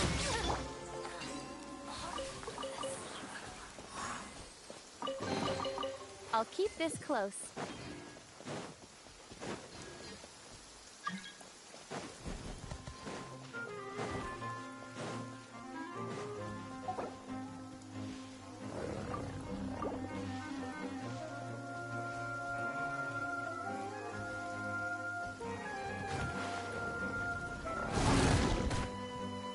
There is no escape!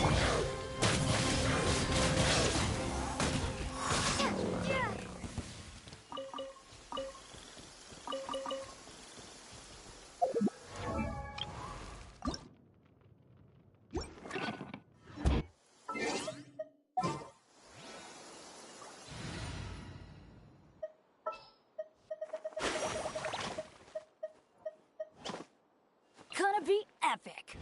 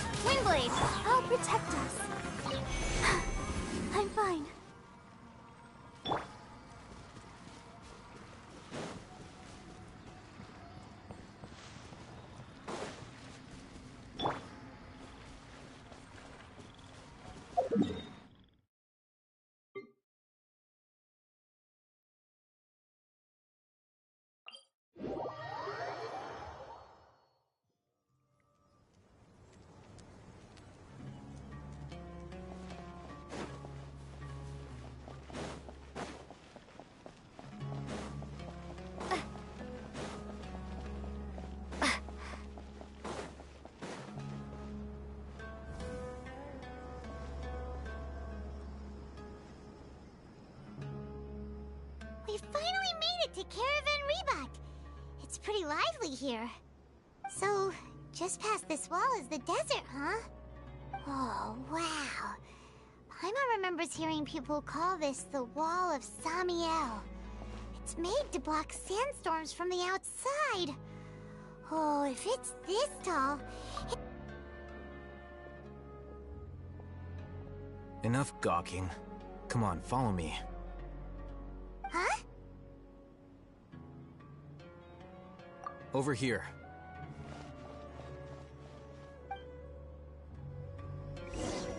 Oh, Hatham went that way! Let's hurry up and follow him. Wonder what he's up to.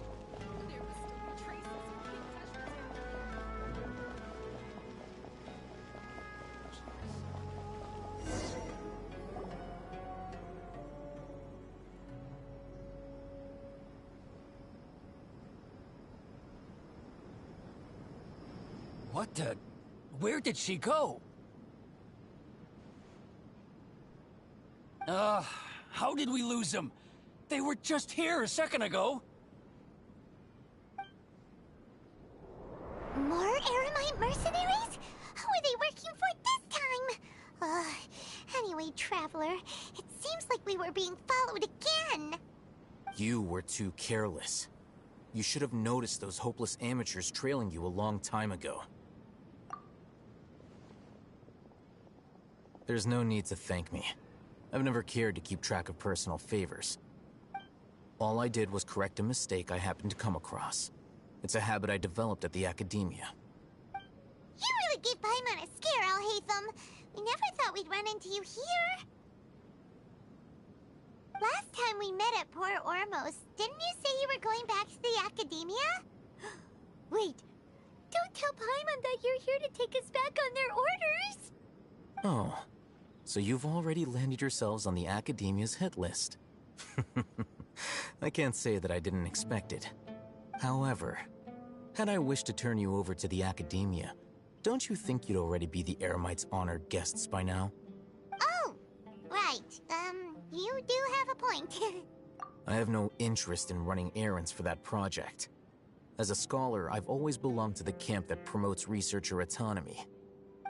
And these days, you're more fascinating than anything the sages can offer. Not quite. To tell you the truth, I'm still investigating the Divine Knowledge Capsule. Unfortunately, I've run into some difficulties. Everyone says the capsule originated in the desert and was eventually moved to Port Ormos. If I am to get to the bottom of this, I must understand how the capsule first came to be. Which brings me back to you, and why you're so interesting.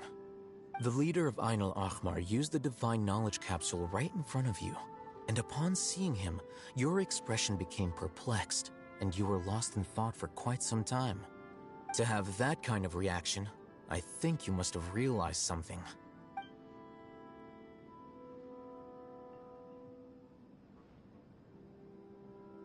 Alhaitham, you really have a ridiculous eye for detail. What? So that's your answer. Well, I do work for the Academia after all. So considering that, it is indeed wise to keep your cards close to your chest. But that does prove you do have some undisclosed information about the Divine Knowledge Capsule. Am I right? No matter. Rather than simply learning the answers from you, I'd still prefer to investigate on my own. Speaking of, you two are all... That's right! We have the same plan as you! But we don't really have any concrete goals at the moment. Then I'd suggest starting with Aru Village. It's the largest settlement in the desert, so it'll probably have more resources and intel than anywhere else. Well, would you like to... It's always better to travel with someone you know. Let's go!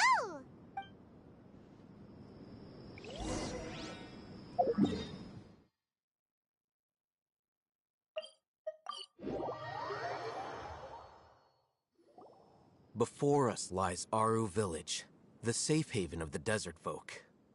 Whoa, this landscape is really something else. What a cool place! Let's go check it out!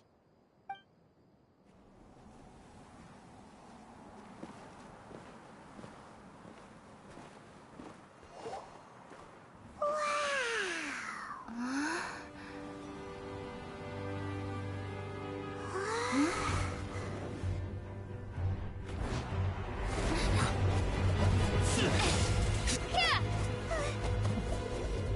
Sino.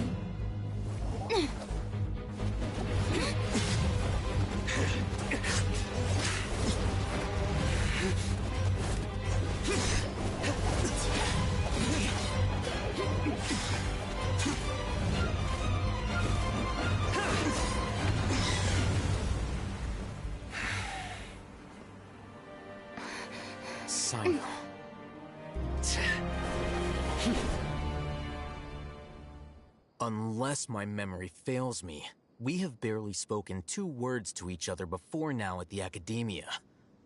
Would you care to enlighten me as to when and how I invited the General Mahamatra's wrath?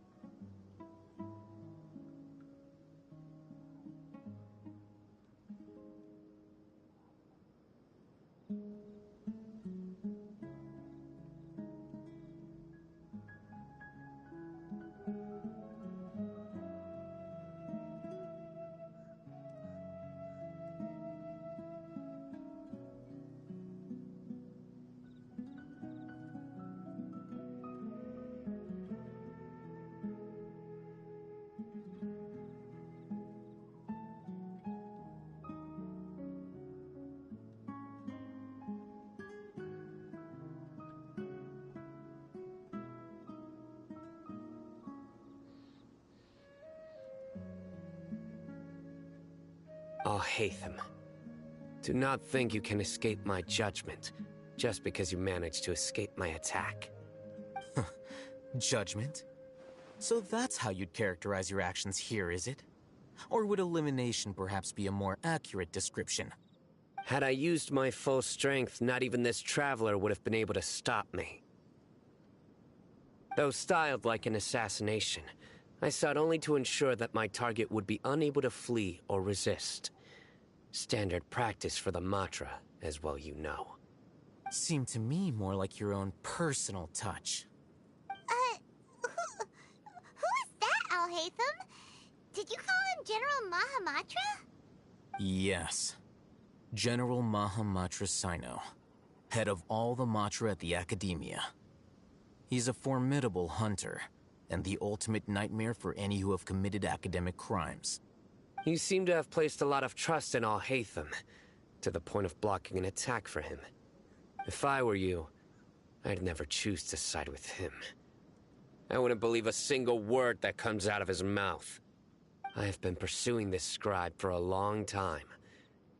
I urge you, stand back and do not seek to defend him any longer. Otherwise, there will be consequences. Has Alhaitham done something wrong? Paimon doesn't think he's as bad as you've made him out to be. I won't waste my breath explaining things. Alhaitham, I saw it during our fight. Take it out. The divine knowledge capsule you're hiding on your person. Unless you want me to retrieve it for myself. Very perceptive of you. Nothing escapes a Matra's senses. Wait, the divine knowledge capsule? Didn't it fall into the Matra's hands in Port Ormos? No wonder you speak with such confidence, Sino. But I must admit, I'm very curious. What does this capsule mean to you? And why, as General Mahamatra of the Academia, are you all alone in the desert? As far as I'm aware, the other Matra have been speculating about your disappearance. Have you been given a mission that's, let's say, morally dubious? If I was the real target of your mission, what was stopping you from simply using your authority and resources to judge me within the walls of the Academia? I should have known you'd be difficult to deal with. You two? Ugh. What should we do, Traveler? Paimon feels like we can't trust either of them. Ahem. Well, look at you two, acting all tough and self-righteous over there. Wait, Dia?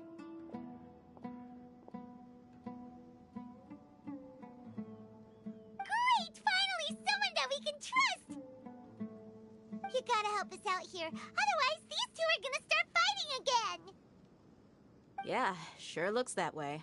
Two giants from the academia duking it out once and for all. Not something you get to see every day, that's for sure. Listen, I know you academic types love to fill up your big brains with self-righteous morality and lord your empty rules and virtues over each other. But how dare you bring your petty disputes into the safe haven of Aru Village? It seems like someone's gonna have to beat some sense into your thick skulls until you finally learn to respect these grounds.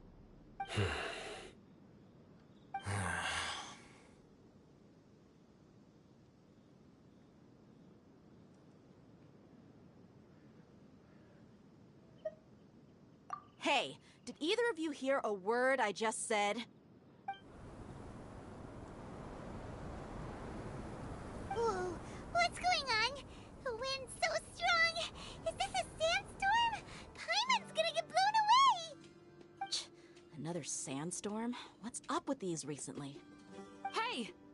All of you, over here, quickly! We have to take cover! Someone's calling for us! Oh, this wind is too strong! Let's get over there! That sounded like Candace. Come on, you two. Jeez, are all of you academia folks such hard work? Move it! All right, stop yelling.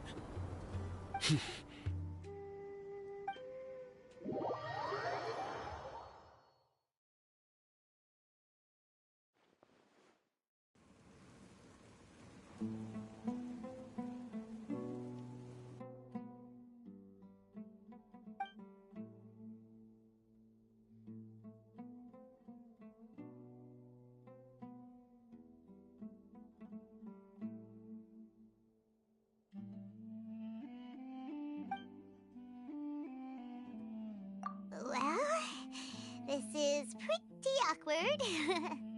Hey, wanna play sardines with three people who wanna tear each other limb from limb? Sure, why not? Sounds fun. The air is so thick and heavy. Paimon can hardly keep floating anymore. My sincere apologies, everyone. This is the home of our village chief. I will have to ask you to make do with this small room until the sandstorm dies down. Please, let me introduce myself. I am Candace, protector of Aru Village. Our savior has come at last! Nice to meet you, Candace. The name's Paimon. Thank you so much for helping us. There's no need to thank me. It's only right to help each other when the weather gets rough. Wow, she's so gentle and caring. Like a nice Hey older Veritas, bist du noch wach? unlike those guys over there. All right. Now that we're all better acquainted, we should return to the topic at hand. As a guardian charged with the responsibility to protect my fellow villagers from harm, I was observing your conflict from afar, even before the sandstorm started. And now that you have set foot within our village itself, it is all the more my responsibility to make absolutely sure that you pose no threat whatsoever to us. So please, have an honest and sincere conversation with one another, and put your hostile feelings to rest. Ja, das glaube ich. If anyone dares to start anything again while they are under this roof, I will not hesitate to send them out for some quality time with the creatures of the sandstorm.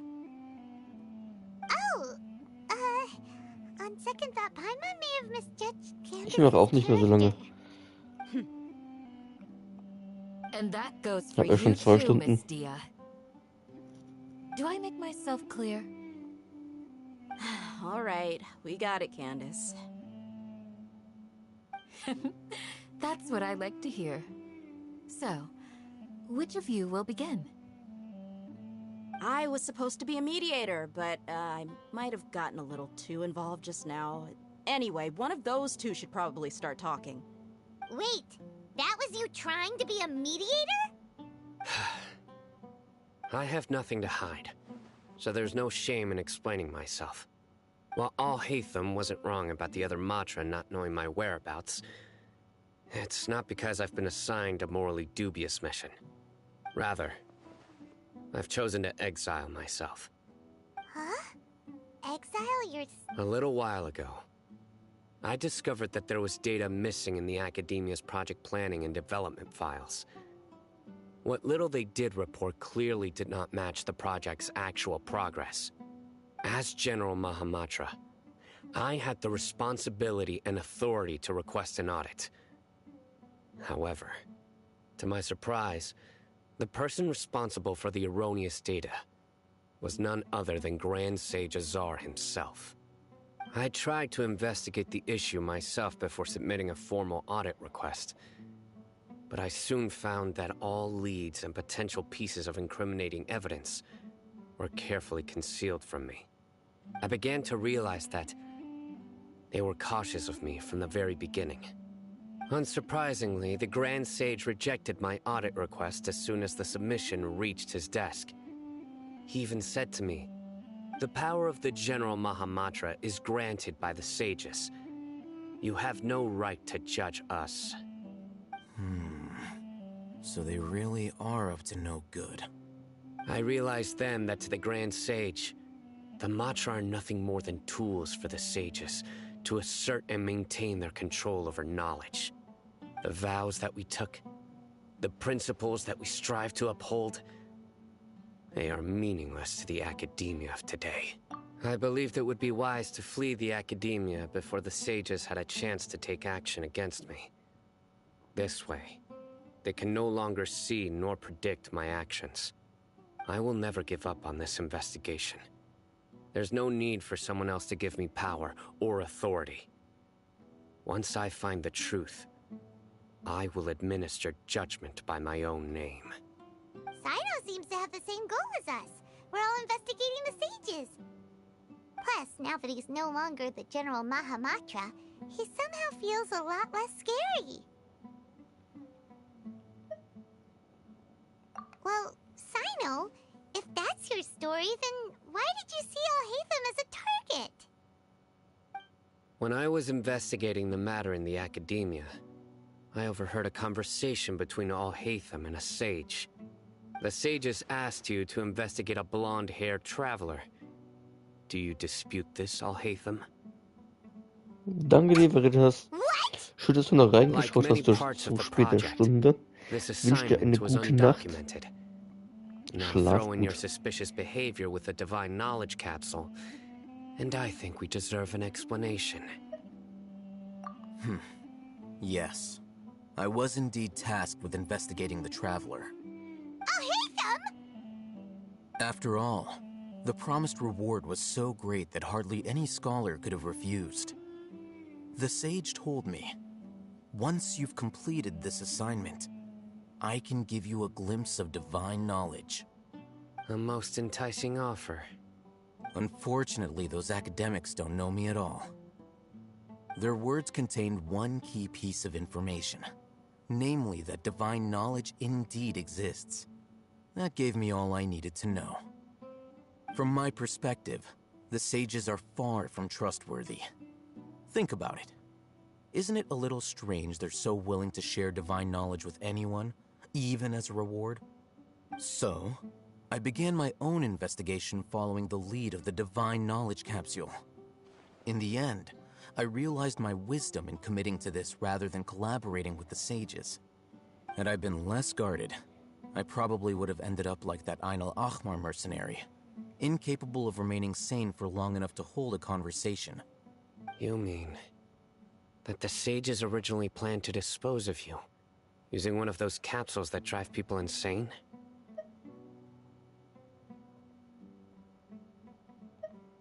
I'd already given up on the assignment by then.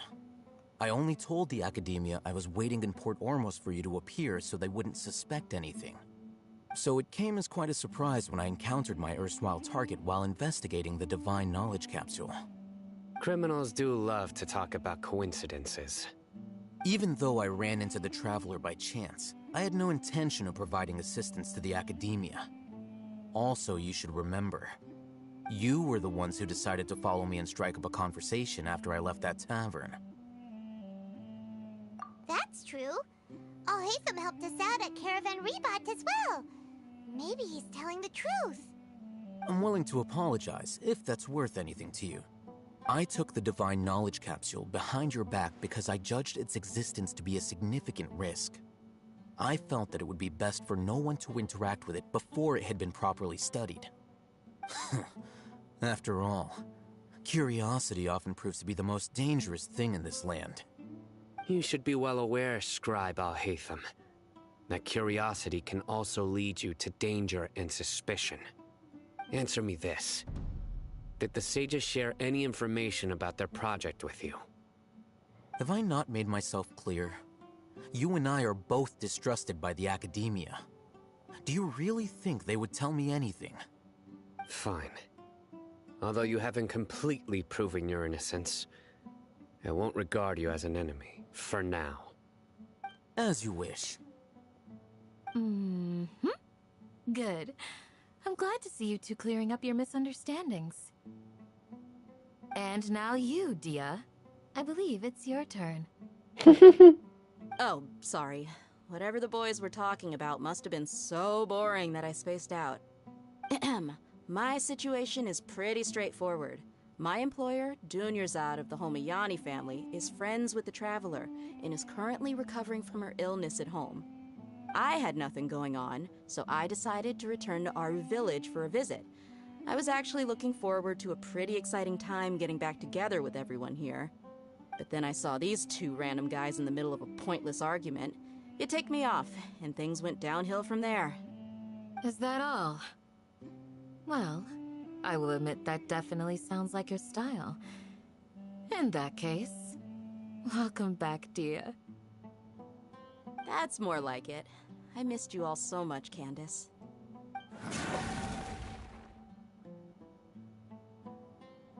Whoa! What was that sound? No need to worry. Now that you're no longer at each other's throats, please make yourselves at home. I'll take a quick trip outside to clear out some of those creatures in the sandstorm. Creatures? In the sandstorm? Are you sure you don't want some backup? Fighting in a sandstorm is not for the faint-hearted. Anyone without extensive training in these conditions is at a disadvantage. You needn't worry. Yeah, just leave him to Candace. Don't worry, she's as tough as they come.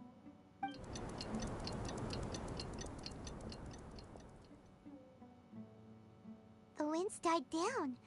That means the sandstorm's over, right? Candace still isn't back yet, though. Is she alright? Maybe we should go out and check on her. When you put it that way, even I'm starting to feel a little worried. Alright, let's go. We've been here long enough, and the boys are as chatty as the floor.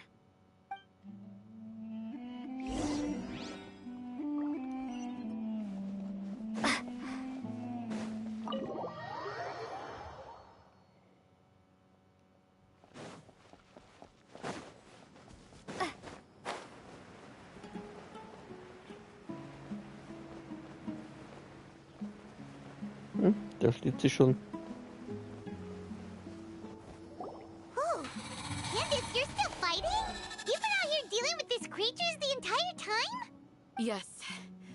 They just keep coming in waves. I've lost count of how many I've defeated. Before I realized it, even the sandstorm had stopped. Ah! Here comes another wave! Leave this round to us. I got interrupted earlier, but now I have something to take my anger out on. It's been quite a while since I've seen the Flame Mane in action. I'll leave these to you then. I'll be sure to put on a good show. Let's go!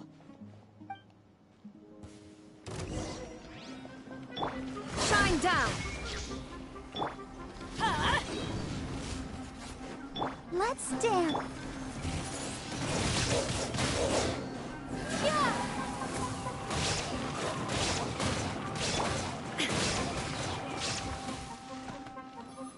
Illusion shattered! Torn to oblivion!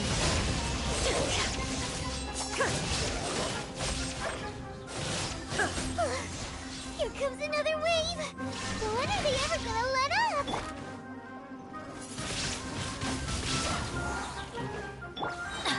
Teamwork is dreamwork! Illusion shattered! Now you shall perish!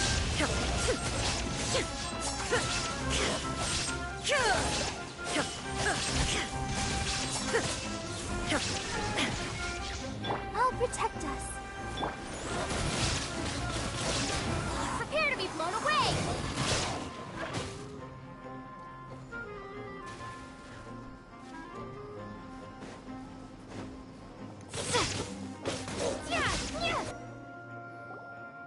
The creature stopped appearing. Was that the last of them? What we fought just now was probably the aftermath of the sandstorm. So we should be safe for the time being. Well fought, everyone. No injuries, I hope. Huh? Who are you? Ah, my apologies. I haven't had a chance to greet you yet. I had my hands full taking care of the village's elderly and children. I am the chief of Aru Village. Everyone usually calls me Uncle Anpu. Sir, I am also originally from the desert, but I have not been back for some time now. May I ask if such sandstorms are common?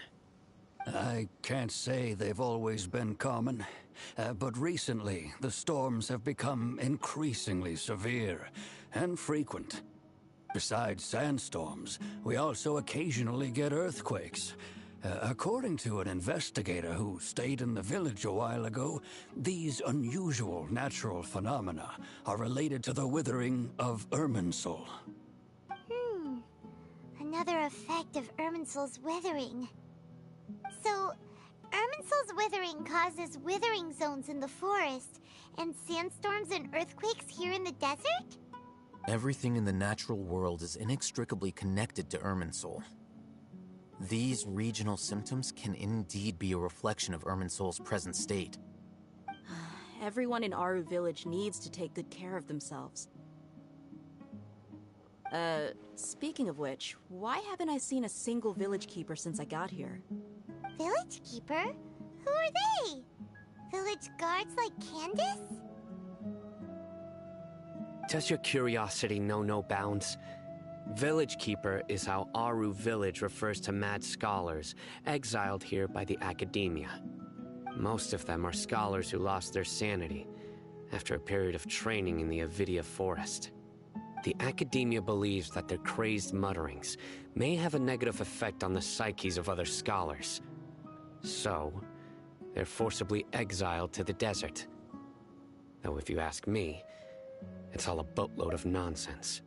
Alas, that's exactly what we've been trying to investigate. One by one, the village keepers have been mysteriously disappearing without a trace. But no one in the village has ever seen them leave. If you're planning to stay around the village for the next few days, I'd appreciate it if you could keep an eye out for them. I've had encounters with those people in the past. I'll see what I can do to help. The Matra are the ones responsible for their exile. Now that you're no longer with them, are you trying to alleviate your guilt and atone for your past sins? I'm fascinated by how you think. Mock me if you will, but if you are guilty, I will eliminate you, regardless of my position or identity. Oh, you're the former General Mahamatra. You must be an expert in these kinds of investigations. Thank you. Is it because you're reminded of Hypatia? Oh, these poor scholars. First they lose their sanity, now this! We need to help get them back home, safe and sound. But, is it really a good idea to tag along with Sino? You seem like you really don't trust him. I'll be grateful for the assistance. No doubt you will do a better job than some of my former subordinates. Let's start by finding a spot to share what we know so far.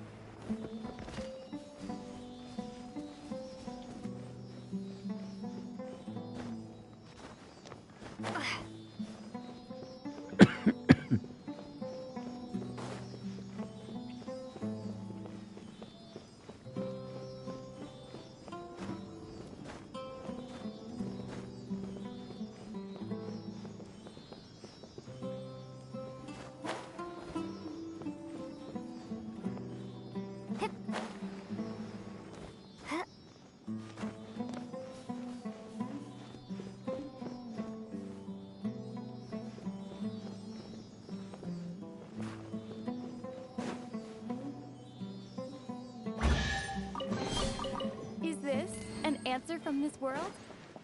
I'm getting old. It's time to make plans for the future.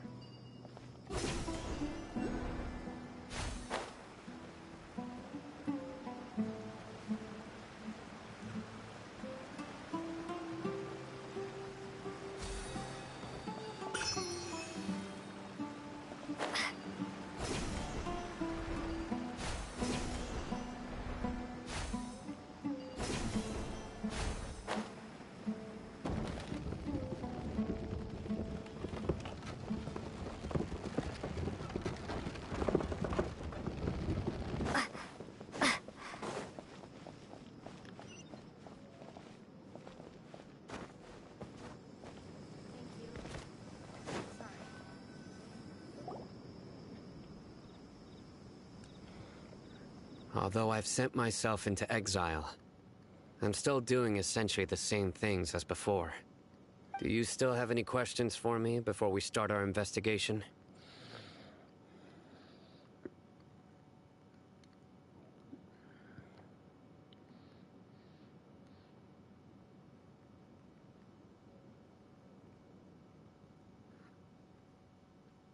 One of my former subordinates told me that this title has its origins in a strange incident. The Academia has long exiled mad scholars to Aru Village. A mysterious phenomenon exists here.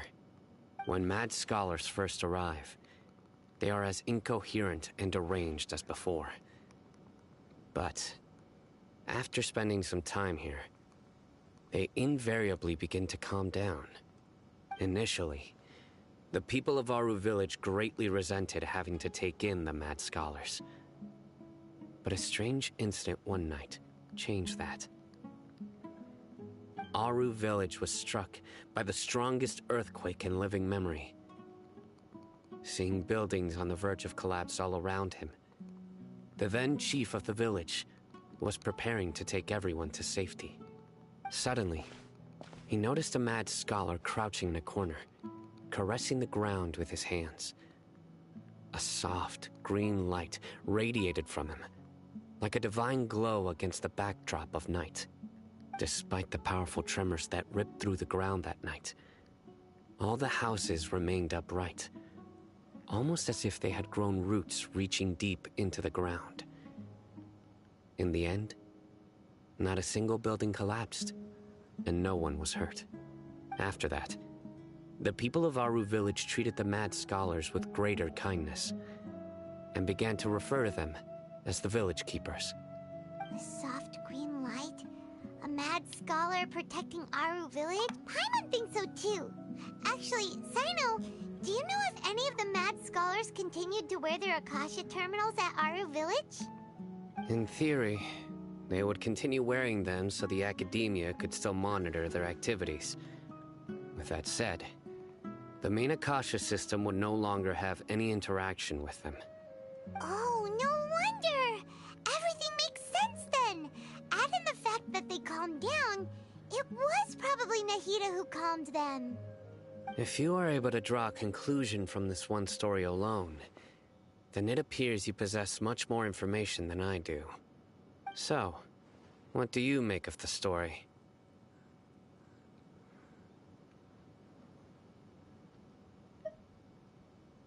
Really?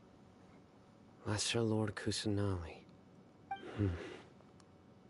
What? You don't believe us? Lesser Lord Kusanali was definitely using the Akasha to give her power to the mad scholars! No, it's not so much that I don't believe you. I'm just struck by your reasoning.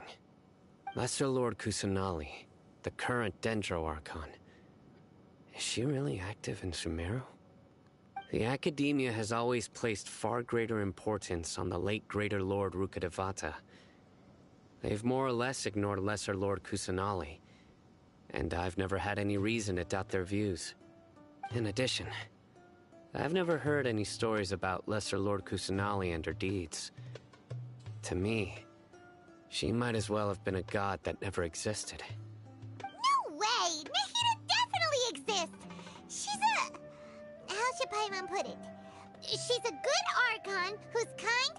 I've spent many years interrogating criminals, so I can easily tell when someone is lying. Good! Then you should know that we're telling the truth. That look in your eyes. I've never seen that from a liar. You two really must have met Lesser Lord Kusanali. How can this be? To think, our Archon has been amongst us this entire time. Alright, now it's our turn to put our skills to good use for this investigation. But easier said than done, especially since we don't have any leads. Maybe we can start by knocking on some doors. Excuse me, are you here to help me find my grandpa? Huh? Who are you? By the sounds of it, a resident of this village. My name is Isak. You'll help me find my grandpa, right? Is your grandpa a mad scholar? Hey, don't say that. Grandpa is just Grandpa. Why do you have to call him that? It's not like he's a bad person or anything. The person you're referring to is not a local, yet you are. Why do you call him Grandpa? Grandpa is just Grandpa. He's my family. I heard everything you said to the village chief. Please, you gotta take me with you. I want to find my grandpa. I swear I'll help. I won't be a nuisance. Ah, so you're the one who was eavesdropping on us around the village chief's house. I was planning to go out and take care of whoever it was, but I had a vague feeling that they didn't harbor any ill intent. Whoa. Hatham wasn't kidding about Matra having sharp senses. Sino, he's just a kid. All he wants is to find his grandpa. Let's find a way to help him. Sorry. I was only listening in because I wanted to know where Grandpa went. Honest. If you don't believe me, you can ask Miss Candace. All right. But first, let's confirm the facts with Candace.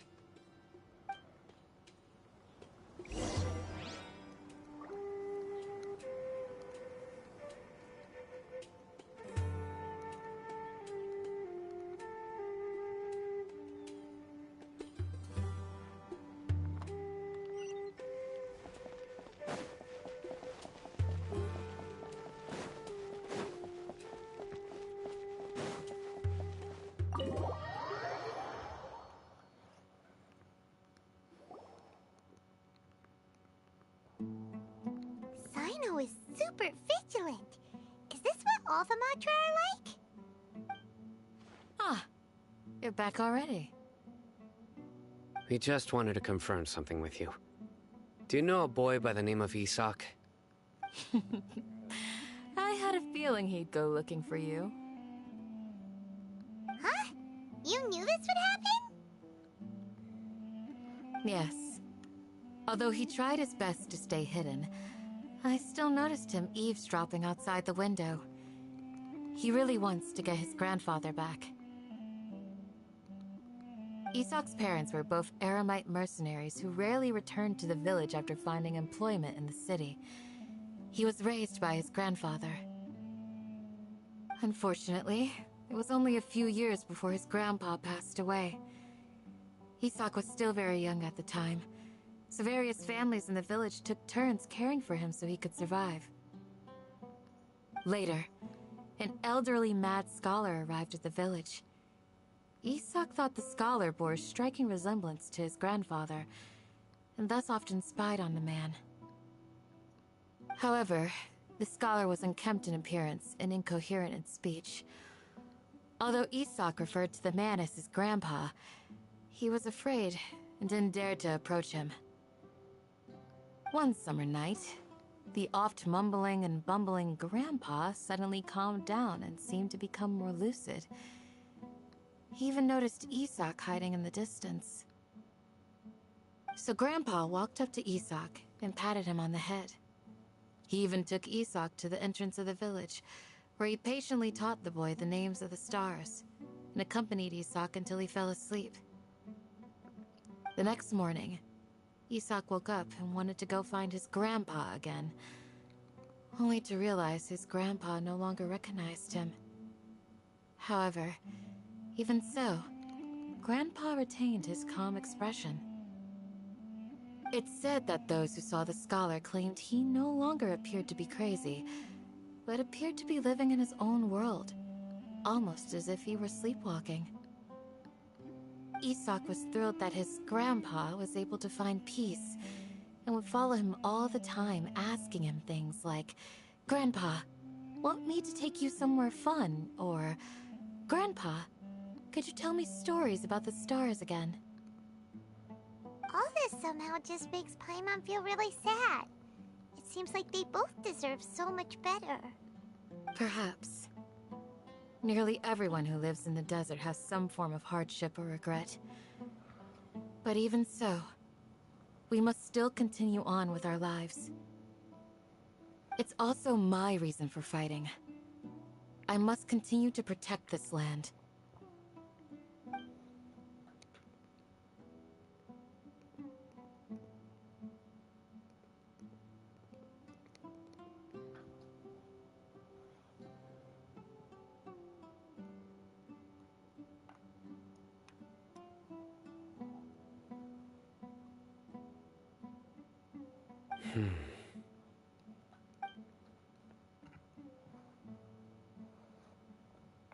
Maybe the people have always had a considerate god watching over them. Huh? What did you say, Sino? No, nothing. As long as Isak keeps his word and doesn't get in our way, we can take him along. Perhaps you are more compassionate than I gave you credit for. Please accept my thanks on Isak's behalf, Sino.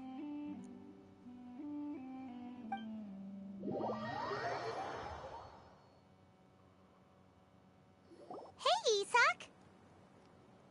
Oh, it's you guys! We've cleared everything up. Let's go find your grandpa. Really?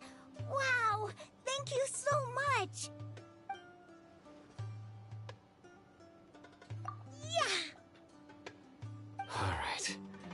Let's ask the local residents some questions first.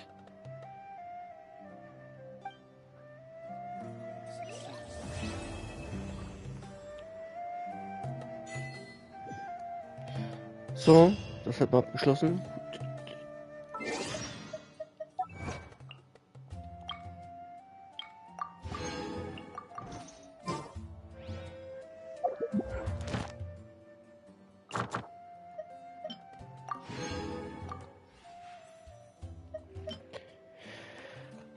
Kapitel 3, Akt 4. Gut. Das war's doch für heute. Machen wir das nächste Mal weiter. Ich wünsche euch eine gute Nacht und bis zum nächsten Mal, ihr Lieben. Ciao, ciao.